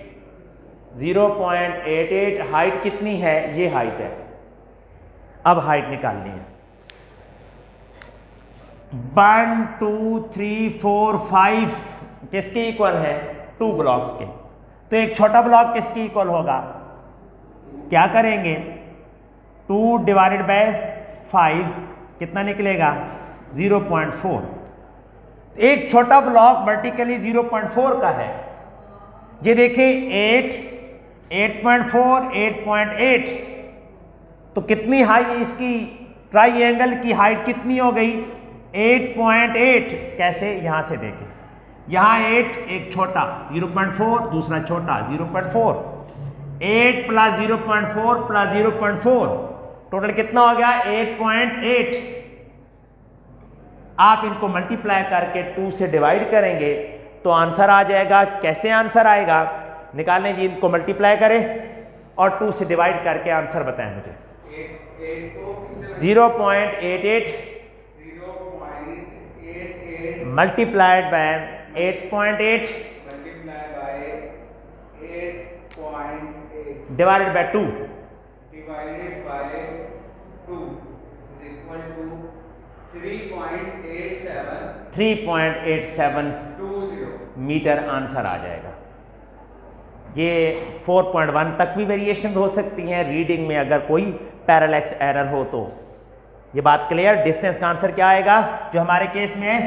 3.87 मीटर। नोट कर लें, शाबाश, जल्दी जल्दी। हॉरिजॉन्टल टाइम को शो कर रहा है, वर्टिकल वेलोसिटी को शो कर रहा है। ये वेलोसिटी टाइम ग्राफ है, इसमें area under the graph distance को शो करेगा। ग्राफ की रीडिंग्स ध्यान से लेनी है, मैंने तरीका बता दिया है हॉरिजॉन्टल लेने का भी और वर्टिकल लेने का भी। बॉल थी, बॉल मूव कर रही थी, हाईएस्ट पॉइंट पे पहुंच के बॉल की वेलोसिटी कितनी हो जाती है? हाईएस्ट पॉइंट पे 0। नेक्स्ट क्वेश्चन देखते हैं। Suggest why the graph is almost vertical when time is 1.84 second. 1.8 यहां पे है, 1.84 सेकेंड ये है। 1.84 सेकेंड पे ग्राफ वर्टिकल क्यों है, सीधा क्यों है? इसका मतलब ये है कि बॉल जैसे ही नीचे आई फौरी तौर पे ग्राउंड पे गिरी और रेस्ट में आ गई। Yes. इसका मतलब है डिसेलरेशन प्रोड्यूस होने का टाइम बहुत शॉर्ट था। देखें 1.8 समथिंग तक तो वो मूव कर रही थी, फिर वेरी नेक्स्ट इंस्टेंट वो रेस्ट में आ गई। तो वर्टिकल होने की वजह यह है कि बॉल हार्ड सरफेस पे लगी है, जैसी लगी है डिसेलरेशन प्रोड्यूस होने का टाइम बहुत शॉर्ट है, फौरी तौर पे वेलोसिटी कम होकर 0 हो गई। तो हमारे पास आंसर में क्या आएगा? Ball hits ground short time for deceleration, ground is very hard. ये हो सकता है ग्राउंड हार्ड था, बॉल जैसे ही लगी फौरी तौर पे रेस्ट में आ गई। बॉल अगर ग्राउंड सॉफ्ट होता तो बॉल अंदर जाती, बॉल अर्थ के अंदर जाती, ग्राउंड के अंदर जाती और रुकने में थोड़ा सा और टाइम लेती, तो यही ग्राफ इस शक्ल में बन जाता, ऐसे बन जाता। लेकिन ग्राफ ऐसे है, इसका मतलब है बॉल ने जैसे ही ग्राउंड को हिट किया, the ground was very hard, ball got less time for deceleration, इसकी वेलोसिटी फौरन 0 हो गई। इस क्वेश्चन का आंसर क्लियर। नेक्स्ट क्वेश्चन देखें जी। 8.2 shows that the ball remains stationary after time 1.84, यहाँ पे बॉल रुक गई, हमने प्रीवियस पार्ट में डिस्कस किया। Describe the energy change that is occurring at the time. बताएं भाई, यहाँ से बॉल मूव कर रही है, कौन सी एनर्जी है उसकी? मूव कर रही है, कौन सी एनर्जी होती है मोशन की वजह से? Kinetic energy. फौरी तौर पे बॉल रुकी, काइनेटिक एनर्जी किस में कन्वर्ट हो गई? Internal energy. बॉल मोशन में थी तो काइनेटिक एनर्जी, बॉल ग्राउंड के ऊपर रुक गई तो वही काइनेटिक एनर्जी किस में कन्वर्ट हो गई? Internal energy. ठीक हो गया? तो इसका आंसर क्या बनना है? Internal energy. इंटरनल एनर्जी बनी है किससे? काइनेटिक एनर्जी से। ये नोट कर लें। Hurry up. ये क्वेश्चन नंबर हमारा 8 चल रहा है और इसके साथ ही क्वेश्चन नंबर 8 का नेक्स्ट पार्ट आ गया। पर्सन, बॉल और ग्राफ और ये बंदा, इस पार्ट को ध्यान से पढ़ें, रीडिंग करें। For this ball moving in the way shown, the effect of air resistance is negligible. Negligible. यहाँ सपोज किया हुआ है कि एयर रेजिस्टेंस बॉल के ऊपर नहीं है। अब क्वेश्चन क्या है, सुने, बोलना नहीं है, मेरी बात सुननी है। Suggest 2 ways in which the velocity time graph for the ball with smaller mass differs। अगर बॉल होती छोटी तो उसके ऊपर एयर रेजिस्टेंस का इफेक्ट होता ज़्यादा, तो बॉल क्या होती? बताएं जल्दी जल्दी जल्दी जल्दी। ऐसे यहाँ पे तो 0.89 सेकंड के बाद रुकी थी, अगर बॉल पे एयर रेजिस्टेंस ज़्यादा होगी तो जल्दी रुक जाएगी। ग्राफ क्या हो जाएगा? स्टीपर हो जाएगा। आपसे क्वेश्चन ये है कि जब बॉल के ऊपर एयर रेजिस्टेंस नहीं थी तो ये ग्राफ है। अगर बॉल का मैस कम कर दिया जाए तो बॉल के इस ग्राफ पे क्या इफेक्ट पड़ेगा? इफेक्ट ये पड़ेगा कि बॉल ज़्यादा चली जाएगी, ज़्यादा फास्ट रहेगी। बॉल जो है वो जल्दी रुक जाएगी क्योंकि अपोजिंग फोर्स ज़्यादा है। ये टाइम जो पहले ज़्यादा ले रही थी अब जल्दी स्टॉप कर जाएगी, बॉल जल्दी रुकेगी, ग्राफ स्टीपर बन जाएगा। आप आंसर चेक करें। स्मॉलर टाइम टू ड्रॉप, ये आपके सामने 0 पे जल्दी पहुंचेगी। इनिशियल डाउनवर्ड ग्रेडियंट स्टीपर, ये ग्रेडियंट स्टीपर हो जाएगा। इन पॉइंट्स में से कोई से 2 पॉइंट्स लिखने हैं। मैंने आपको पहला पॉइंट बताया है कि बॉल का मैस कम होगा, एयर रेजिस्टेंस ज़्यादा होगी तो बॉल जल्दी रुक जाएगी, नंबर 1। नंबर 2, ये ग्राफ स्टीपर होगा, पहले ऐसे था और अब ऐसे हो जाएगा। इसके अलावा रीज़न लिखी हुई है, आप नोट कीजिएगा। और एक और बात बड़ी इंपॉर्टेंट, जब ये वाला ग्राफ था तो एरिया अंडर द ग्राफ ज़्यादा था, जिसकी वजह से हम कहते हैं कि डिस्टेंस ज़्यादा कवर हुआ। जब बॉल के ऊपर एयर रेजिस्टेंस ज़्यादा होगी और बॉल जल्दी रुक जाएगी तो एरिया अंडर द ग्राफ भी कम हो जाएगा। अब एरिया अंडर द ग्राफ ये है, पहले ये वाला पोर्शन भी इंक्लूडेड था, तो फर्स्ट केस में डिस्टेंस ज़्यादा कवर करेगी बॉल और सेकंड केस में बॉल डिस्टेंस कम कवर करेगी। ये डिस्टेंस की बात भी कर ली हमने। एक बात की है स्मॉलर टाइम की, दूसरी लेस डिस्टेंस की, तीसरी स्टीपर ग्राफ की। आप इनमें से कोई से 2 पॉइंट्स आपने लिखने थे। ये नवंबर 2018 का। अब हम नेक्स्ट क्वेश्चन की तरफ चलते हैं। क्वेश्चन नंबर 9 साउंड वेव से रिलेटेड है। Both sound and ultrasound waves are compressional in nature. ठीक है, सॉलिड से भी पास होते हैं, लिक्विड से भी पास होती हैं, गैसेस से भी पास होती हैं। State how sound differs from ultrasound. Ultrasound वो साउंड्स होती हैं जिनकी फ्रीक्वेंसी 20,000 हर्ट्ज से ज़्यादा होती है। The sound waves having frequency greater than 20,000 hertz are called ultrasounds.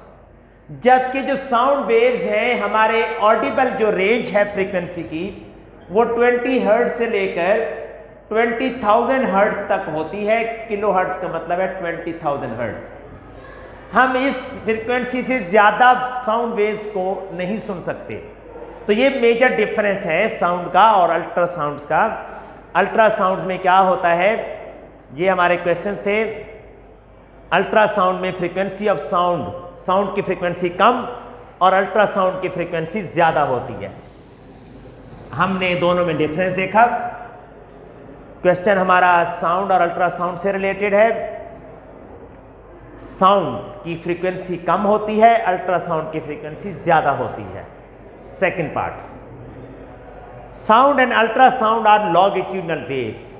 Longitudinal waves कौन सी होती हैं?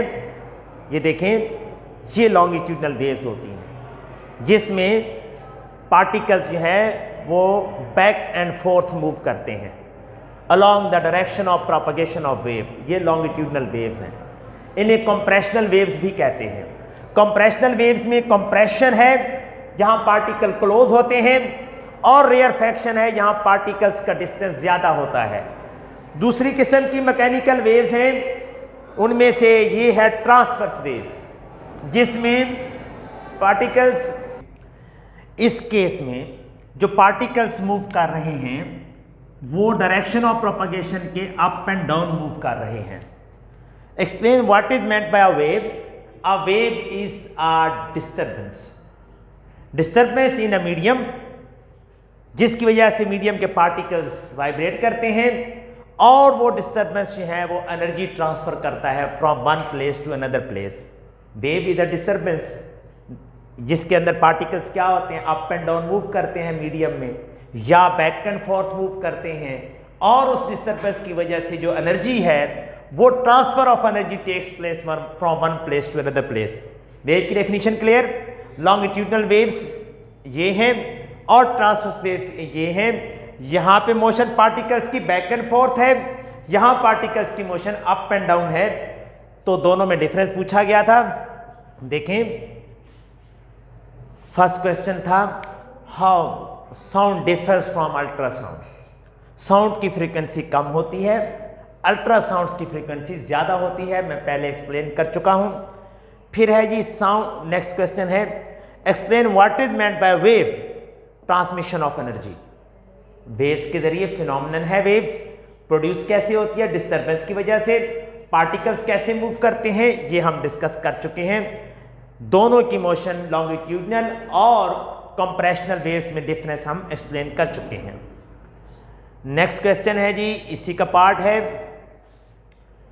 ये वेव्स दिखाई गई हैं, यहाँ पार्टिकल्स क्लोज हैं, वहाँ कंप्रेशन हैं।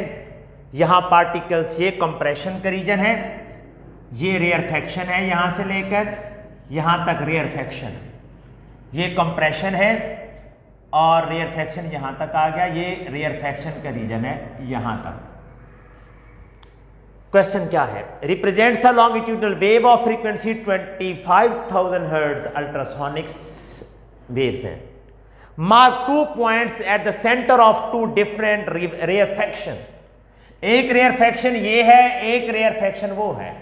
इनके मिड में हमने मार्क करना है कोई पॉइंट, देखते हैं जी, and label each one R. Look, rarefaction देखें 1 2 3 4 5 6 7 8 9 10, यानी 5 के बाद हमने मार्क करना है। 1 2 3 4 5 यहाँ पे आर कर लेते हैं, मिड में करना है जी। मिड है ये आर, ये आर है, इसका भी आर देखते हैं। 1 2 3 4 5 6 7 8 9 10, गुड। 5 के बाद 1 2 3 4 5, यहाँ आर, ये आ गया हमारे पास आर। First part clear. Mark 2 points at the centre of 2 different rarefaction. मैंने सेंटर में मार्क कर दिया 5 ये जहां भी मार्क हो सकता था 4 के दरमियान, लेकिन मैंने सेंटर दोनों का काउंट करके कर दिया। आर से मार्क हो गया। Draw double headed arrow to indicate a distance that is equal to 1 wavelength. ये 1 वेवलेंथ है डिस्टेंस बिटवीन 2 कंसेक्टिव रेयरफैक्शन और कंप्रेशन। इस केस में मैंने रेयरफैक्शन को मार्क किया है। ये सेकंड पार्ट क्लियर हो गया। नेक्स्ट है, इसको मेजर ना कर ले, मेजर करने हमें कितना डिस्टेंस आता है। डिस्टेंस वेरी कर सकता है क्योंकि ये फिगर जो है वो स्ट्रेच की गई है। एनी हाउ देखते हैं कितना बनता है सेंटीमीटर्स में। जी ये तो बन गया भाई, ज़्यादा बन गया जी 33 centimetre. 33 centimetre. Lambda is equal to 33 centimetre. इस केस में मीटर में कन्वर्ट करेंगे 0. बोले तो 0.33 मीटर। फिर देख लेते हैं जो हमने मेजर किया है, पॉइंट टू पॉइंट 33। ओके हो गया। ड्रॉ, ये बात भी हो गई। अब यहां से measure the length of the arrow drawn, length measure की हमने, and use it to determine the speed. Speed का क्या फार्मूला होता है, v is equal to F lambda. F given है 25,000, लैम्डा हमने अभी के अभी फाइंड किया है 0.33। मल्टीप्लाई करें दोनों को, ये वेव इक्वेशन है 0.33 8.25 मीटर पर सेकेंड। नोट कर लें। अब हम उसके एग्जामिनर कमेंट की तरफ आते हैं। हो सकता है उसमें डिस्टेंस यहाँ पे ये चेंज हो, देख लेते हैं जी। डिस्टेंस वहाँ पे कितना आया भाई, उन्होंने मेजर किया था 47। एनी हाउ आपको मैंने प्रोसीजर बता दिया है। वो वेरिएशन जो हैं वो डिस्टेंस मेजरमेंट में आ सकती हैं, लेकिन प्रोसीजर यही है जो मैंने आपको बता दिया। नेक्स्ट देखते हैं जी। नेक्स्ट है question, state what happens to the speed of sound wave at it enters the air. पानी से जब साउंड वेव जाती हैं एयर में तो उनकी स्पीड ज्यादा होती है कि कम होती है? कम होती है। क्यों? सॉलिड में साउंड की स्पीड सबसे ज्यादा होती है क्योंकि सॉलिड के एटम्स क्लोज होते हैं। फिर लिक्विड में ज्यादा होती है और गैस में कंपैरेटिवली कम होती है। तो यहां पे हम क्या लिखेंगे, when the sound waves will move from liquid to air their speed will decrease। Speed क्या होगी? कम होगी, डिक्रीज। एक्सप्लेन, इसकी रीजन भी मैंने बता दी।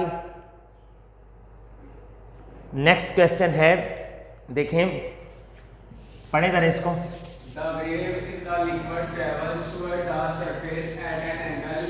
Figure 9.2 shows the centers of the compressions of the sound wave. Compression of the sound waves. ये देखें, sound waves पानी के अंदर मूव कर रही हैं, फिर एयर में जाती हैं। आपसे क्वेश्चन ये है, draw the parts of these compression that are in air. इनके पार्ट्स आपने एयर में ड्रॉ करने हैं। ये जो लाइन है ये इससे दूसरी तरफ एयर है। तो देखते हैं कैसे ड्रॉ करते होते हैं। सबसे पहले आप नॉर्मल की लाइन लगाते हैं, ये नॉर्मल है, लाइन लगा देते हैं। पॉइंट ऑफ इंसिडेंट के ऊपर नॉर्मल की लाइन लगा दें। इधर भी पॉइंट ऑफ इंसिडेंट के ऊपर नॉर्मल लगा दें। नॉर्मल स्ट्रेट लाइन है, 90 का एंगल है, ये नॉर्मल, इधर भी नॉर्मल लगा दें, ये नॉर्मल, इधर भी नॉर्मल लगा दें। आपका क्वेश्चन ये है कि लिक्विड के अंदर साउंड वेव्स के कंप्रेशन और रेयरफैक्शन ये गिवन है, सेंटर ऑफ कंप्रेशन गिवन है। आपने एयर में ड्रॉ करने हैं। ये डेंसर मीडियम है, ये असल तो पाथ ये होना चाहिए था, स्ट्रेट पाथ ऐसे, लेकिन ऐसे नहीं होता। जब साउंड वेव्स मूव करती हैं कहां से कहां, बोले तो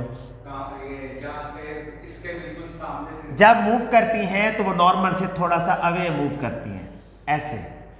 ये नॉर्मल से अवे मूव करेगी, ऐसे अपने ओरिजिनल पाथ से हट जाएगी। इसका ओरिजिनल पाथ ये देखें, ये ओरिजिनल पाथ है, ये इससे मूव करेंगी हट के, थोड़ा सा इधर मूव करेगी। इसी तरह ये भी नॉर्मल से अवे मूव करेगी और ऑलमोस्ट पैरेलल होती जाएगी। ये ड्रॉ हो गए। ये सेंटर ऑफ कंप्रेशन लिक्विड के अंदर और ये सेंटर ऑफ कंप्रेशन एयर के अंदर नॉर्मल से अवे मूव किया है सब ने और ऑलमोस्ट पैरेलल होते गए हैं। ये 2-3 मार्क्स का था। इसमें इंपॉर्टेंट था ये नॉर्मल ड्रॉ करना और फिर नॉर्मल से अवे इनको बेंड करना इंपॉर्टेंट था। ड्रॉ कर लें, शाबाश। ये 2018 का क्वेश्चन नंबर 9 है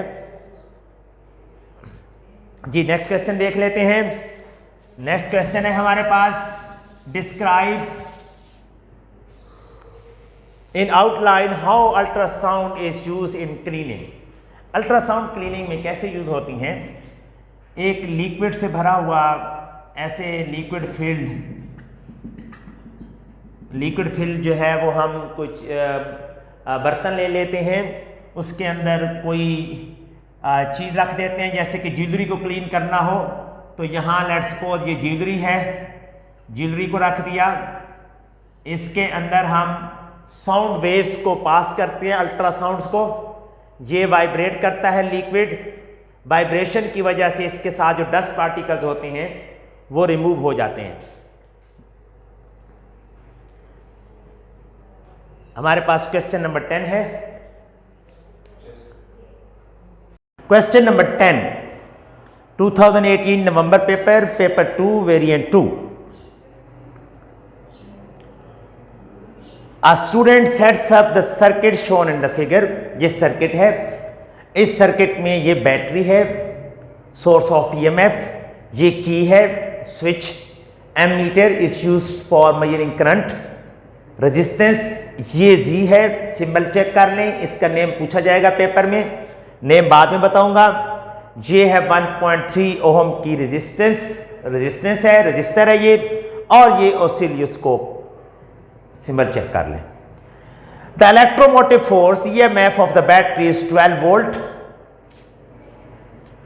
the switch is closed, switch close कर दिया, मीन कि सर्किट कंप्लीट कर दिया, स्विच क्लोज हो गया, स्विच क्लोज हुआ। अब यहां से आप कन्वेंशनल करंट के अगर फ्लो देखेंगे ड्यू टू पॉजिटिव चार्जेस तो वो ये है, लेकिन इस क्वेश्चन के अंदर हमने due to some other particles देखते हैं, जिसके बारे में क्वेश्चन भी आएगा, उसको चेक करते हैं। लो जी, सर्किट कंप्लीट।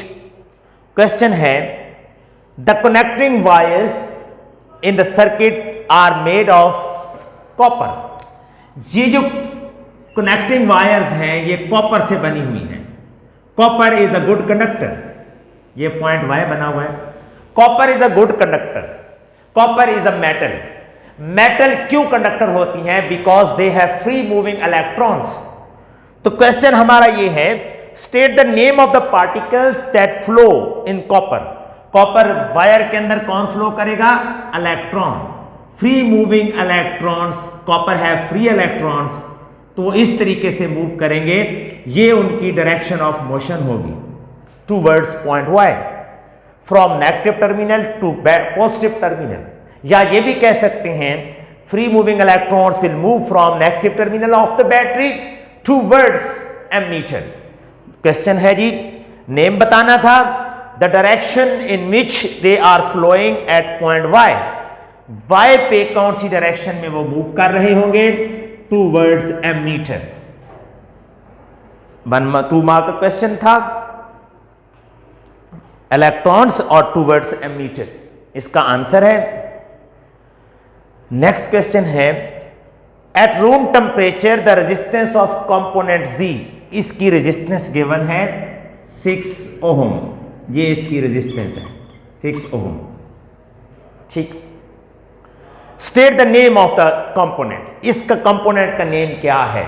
मैंने आपको एक्सप्लेन की हुई हैं different symbols of electrical components, electrical circuits के कंपोनेंट्स की हमने डिस्कस की हुई हैं सिंबल्स। तो ये सिंबल है थर्मिस्टर की। थर्मिस्टर्स क्या होते हैं? थर्मिस्टर्स नॉन ओहमिक मटेरियल होते हैं, नॉन ओहमिक मटेरियल जिनकी रेजिस्टेंस कम होती है जैसे जैसे टेम्परेचर इंक्रीज होता है।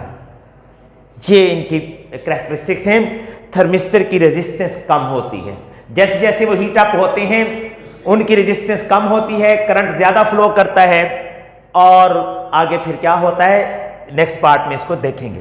कंपोनेंट का नेम आ गया। उसके बाद नेक्स्ट क्वेश्चन है हमारा, कंपोनेंट का नेम चेक करें, थर्मिस्टर कंपोनेंट का नेम है। और नेक्स्ट है calculate the resistance of the whole circuit. Important, ये देखें सर्किट के अंदर कौन कौन से रजिस्टर लगे हुए हैं, पहले तो ये चेक करें। ये रजिस्टर है 1, इसको हम R1 का नेम दे देते हैं, R1 की वैल्यू लिख देते हैं, कितनी है 1.5 ओम। Got it. ये है R2, इसकी रजिस्टेंस को R2 ले लेते हैं।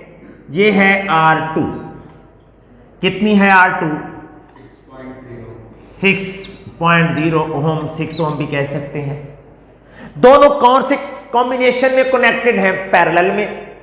पैरेलल में अगर हम इक्विवेलेंट या इफेक्टिव रेजिस्टेंस फाइंड करना चाहें तो क्या फार्मूला होता है इक्विवेलेंट रेजिस्टेंस का पैरेलल के लिए, R1 R2 over R1 plus R2। ये कैसे आया है, कहां से आया है, इसका डेरिवेशन पूरी मैंने डिटेल में एक सेपरेट वीडियो पे अपलोड की हुई है। आप लिखेंगे combination of resistors by Habib Niazi, YouTube पे सर्च करेंगे तो पूरा एक लेक्चर है जिस पे इसकी डेरिवेशन गिवन है। वैल्यूज पुट करते हैं, इसमें इक्विवेलेंट रेजिस्टेंस फाइंड करते हैं, इफेक्टिव रेजिस्टेंस भी कहते हैं इसको। R1 है 1.5, R2 है 6, R1 1.5 प्लस R2 कितनी 6 जी। इन दोनों को मल्टीप्लाई करें, आंसर चेक करें 9 और इनको ऐड करें तो 7.5। इन दोनों को 9 डिवाइडेड बाय 7.5 करें, 9 डिवाइडेड बाय 7.5 1.2 ओम इसका आंसर आएगा। ये है इन दोनों की इफेक्टिव रेजिस्टेंस, लेकिन ये भी कनेक्टेड है।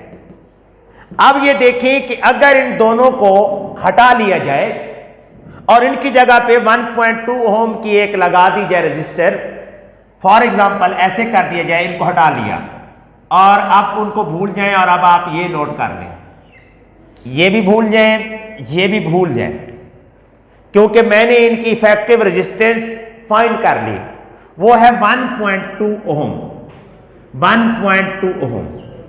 अब आप इस R को देखें, इसको R1 कह देते हैं, ये नेक्स्ट R है, इसको R2 कह देते हैं। अब ये दोनों रह गए हैं।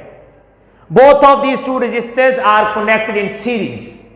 पहले वाले तो पैरेलल में कनेक्टेड थे, अब ये सीरीज में कनेक्टेड है। तो सीरीज के लिए इक्विवेलेंट रेजिस्टेंस जो हम निकालते हैं उसका क्या फार्मूला होता है, equivalent resistance for series R1 plus R2। R1 ये वाली, इसको मैंने R1 कंसिडर किया हुआ है, 1.2 ओम प्लस 1.3 ओम। आंसर देखिएगा, ये बन जाएंगे 2.5 ओम।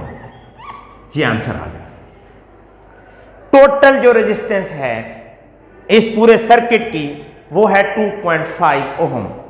चेक करें, ये प्रॉपर डेरिवेशन मैंने सेपरेट लेक्चर में डाली हुई है। डेरिवेशन 2.5 ओम हमारा आंसर आ गया।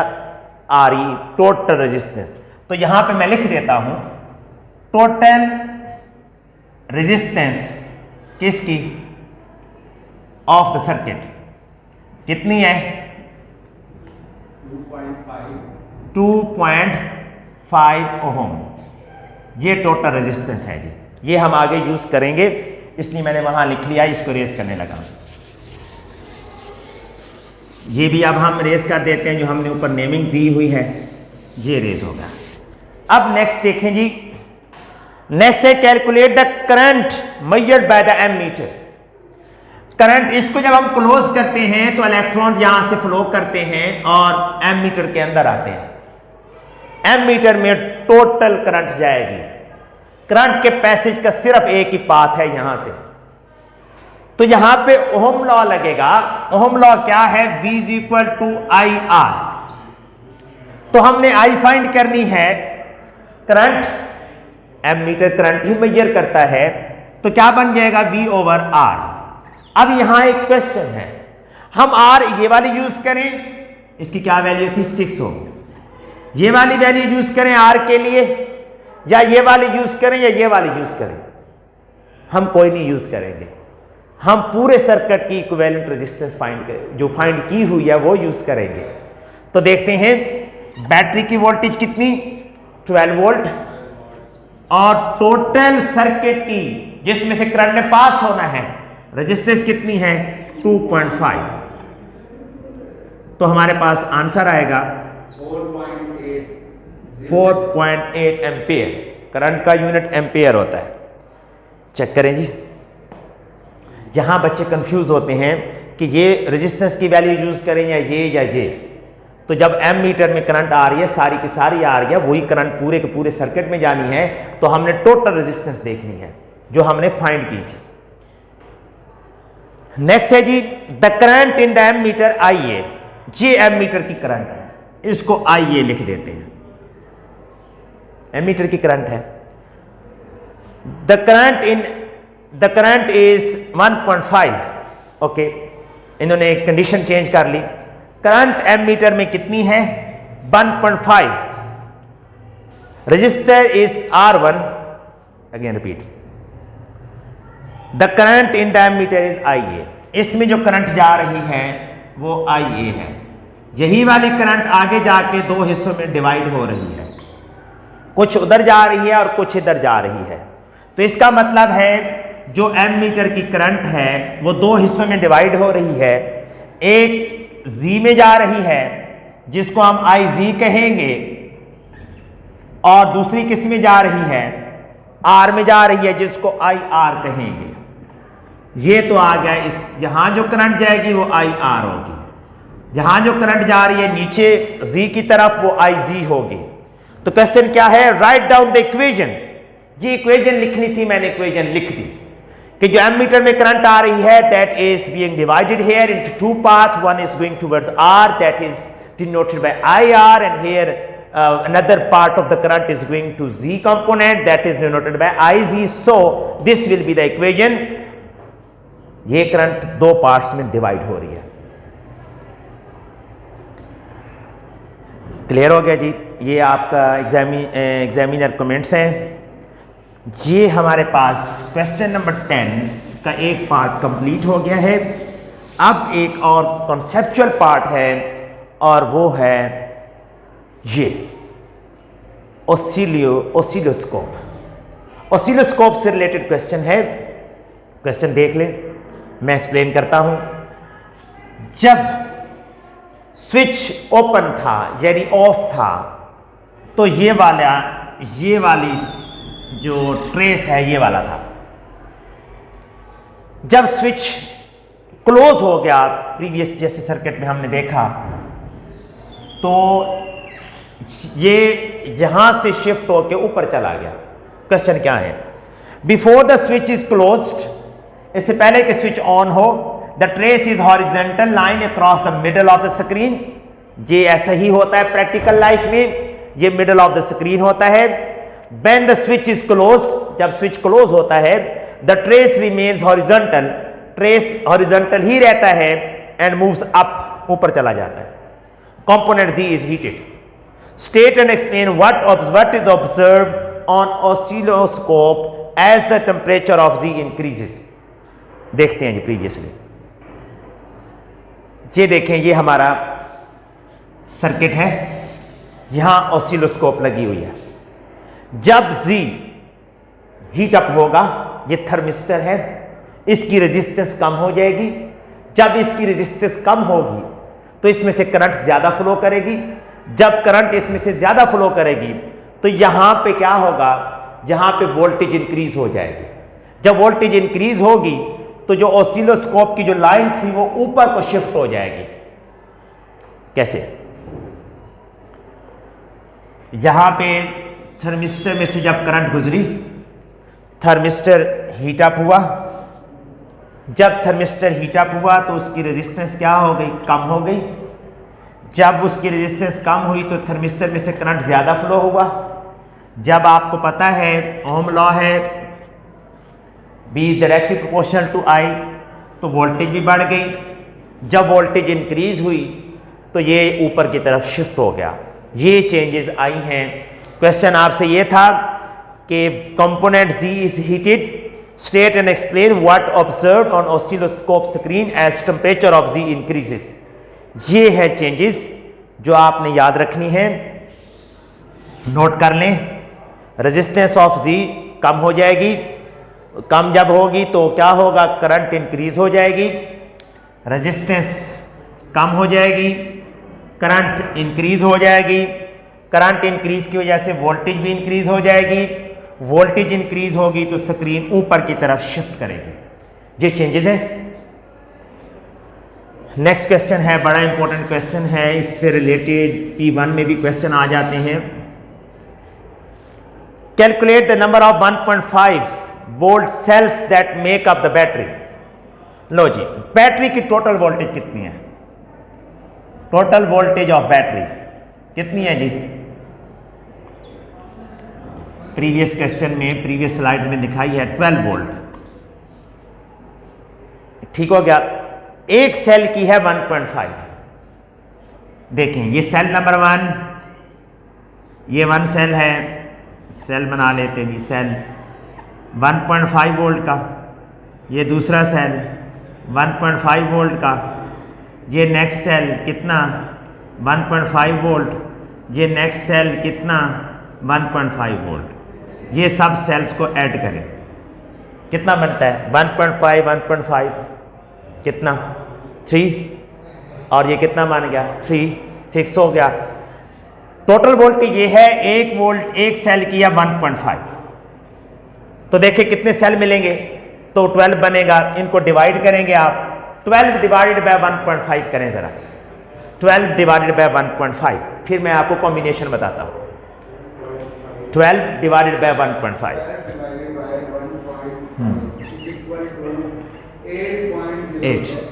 8 सेल्स मिलेंगे। 1 2 3 4 बोलते जाएं भाई, 5 6 7 8 सेल्स अगर सीरीज में कनेक्टेड हों 1.5 वोल्ट के, तो टोटल वोल्टेज 12 वोल्ट बनती है। अगर यही पैरेलल में कनेक्टेड हो, ये सीरीज है, जब सेल्स को आप सीरीज में कनेक्ट करते हैं ना, तो वोल्टेज, इफेक्टिव वोल्टेज बढ़ जाती है। अगर पैरेलल में 8 सेल्स करें, अगर आप पैरेलल में कनेक्ट करेंगे इन 8 के 8 सेल्स को, तो उनकी जो इफेक्टिव वोल्टेज होगी वो 1.5 ही रहेगी। तो सीरीज में जब कनेक्ट करते हैं तो ज्यादा हो जाती है। टोटल को ऐड कर देते हैं, इसका आंसर 8 आएगा। 12 डिवाइडेड बाय 1.5। अगर हम सीरीज में कनेक्ट कर दें तो 8 सेल मिलेंगे, तो 12 वोल्ट बैटरी की वोल्टेज टोटल बनेगी। और अगर पैरेलल में करेंगे तो उनकी इफेक्टिव जो वोल्टेज है वो 1.5 ही रहेगी। वेल स्टूडेंट्स, ये हमारा टोटल पेपर था। Thank you very much for being with us. Thank you.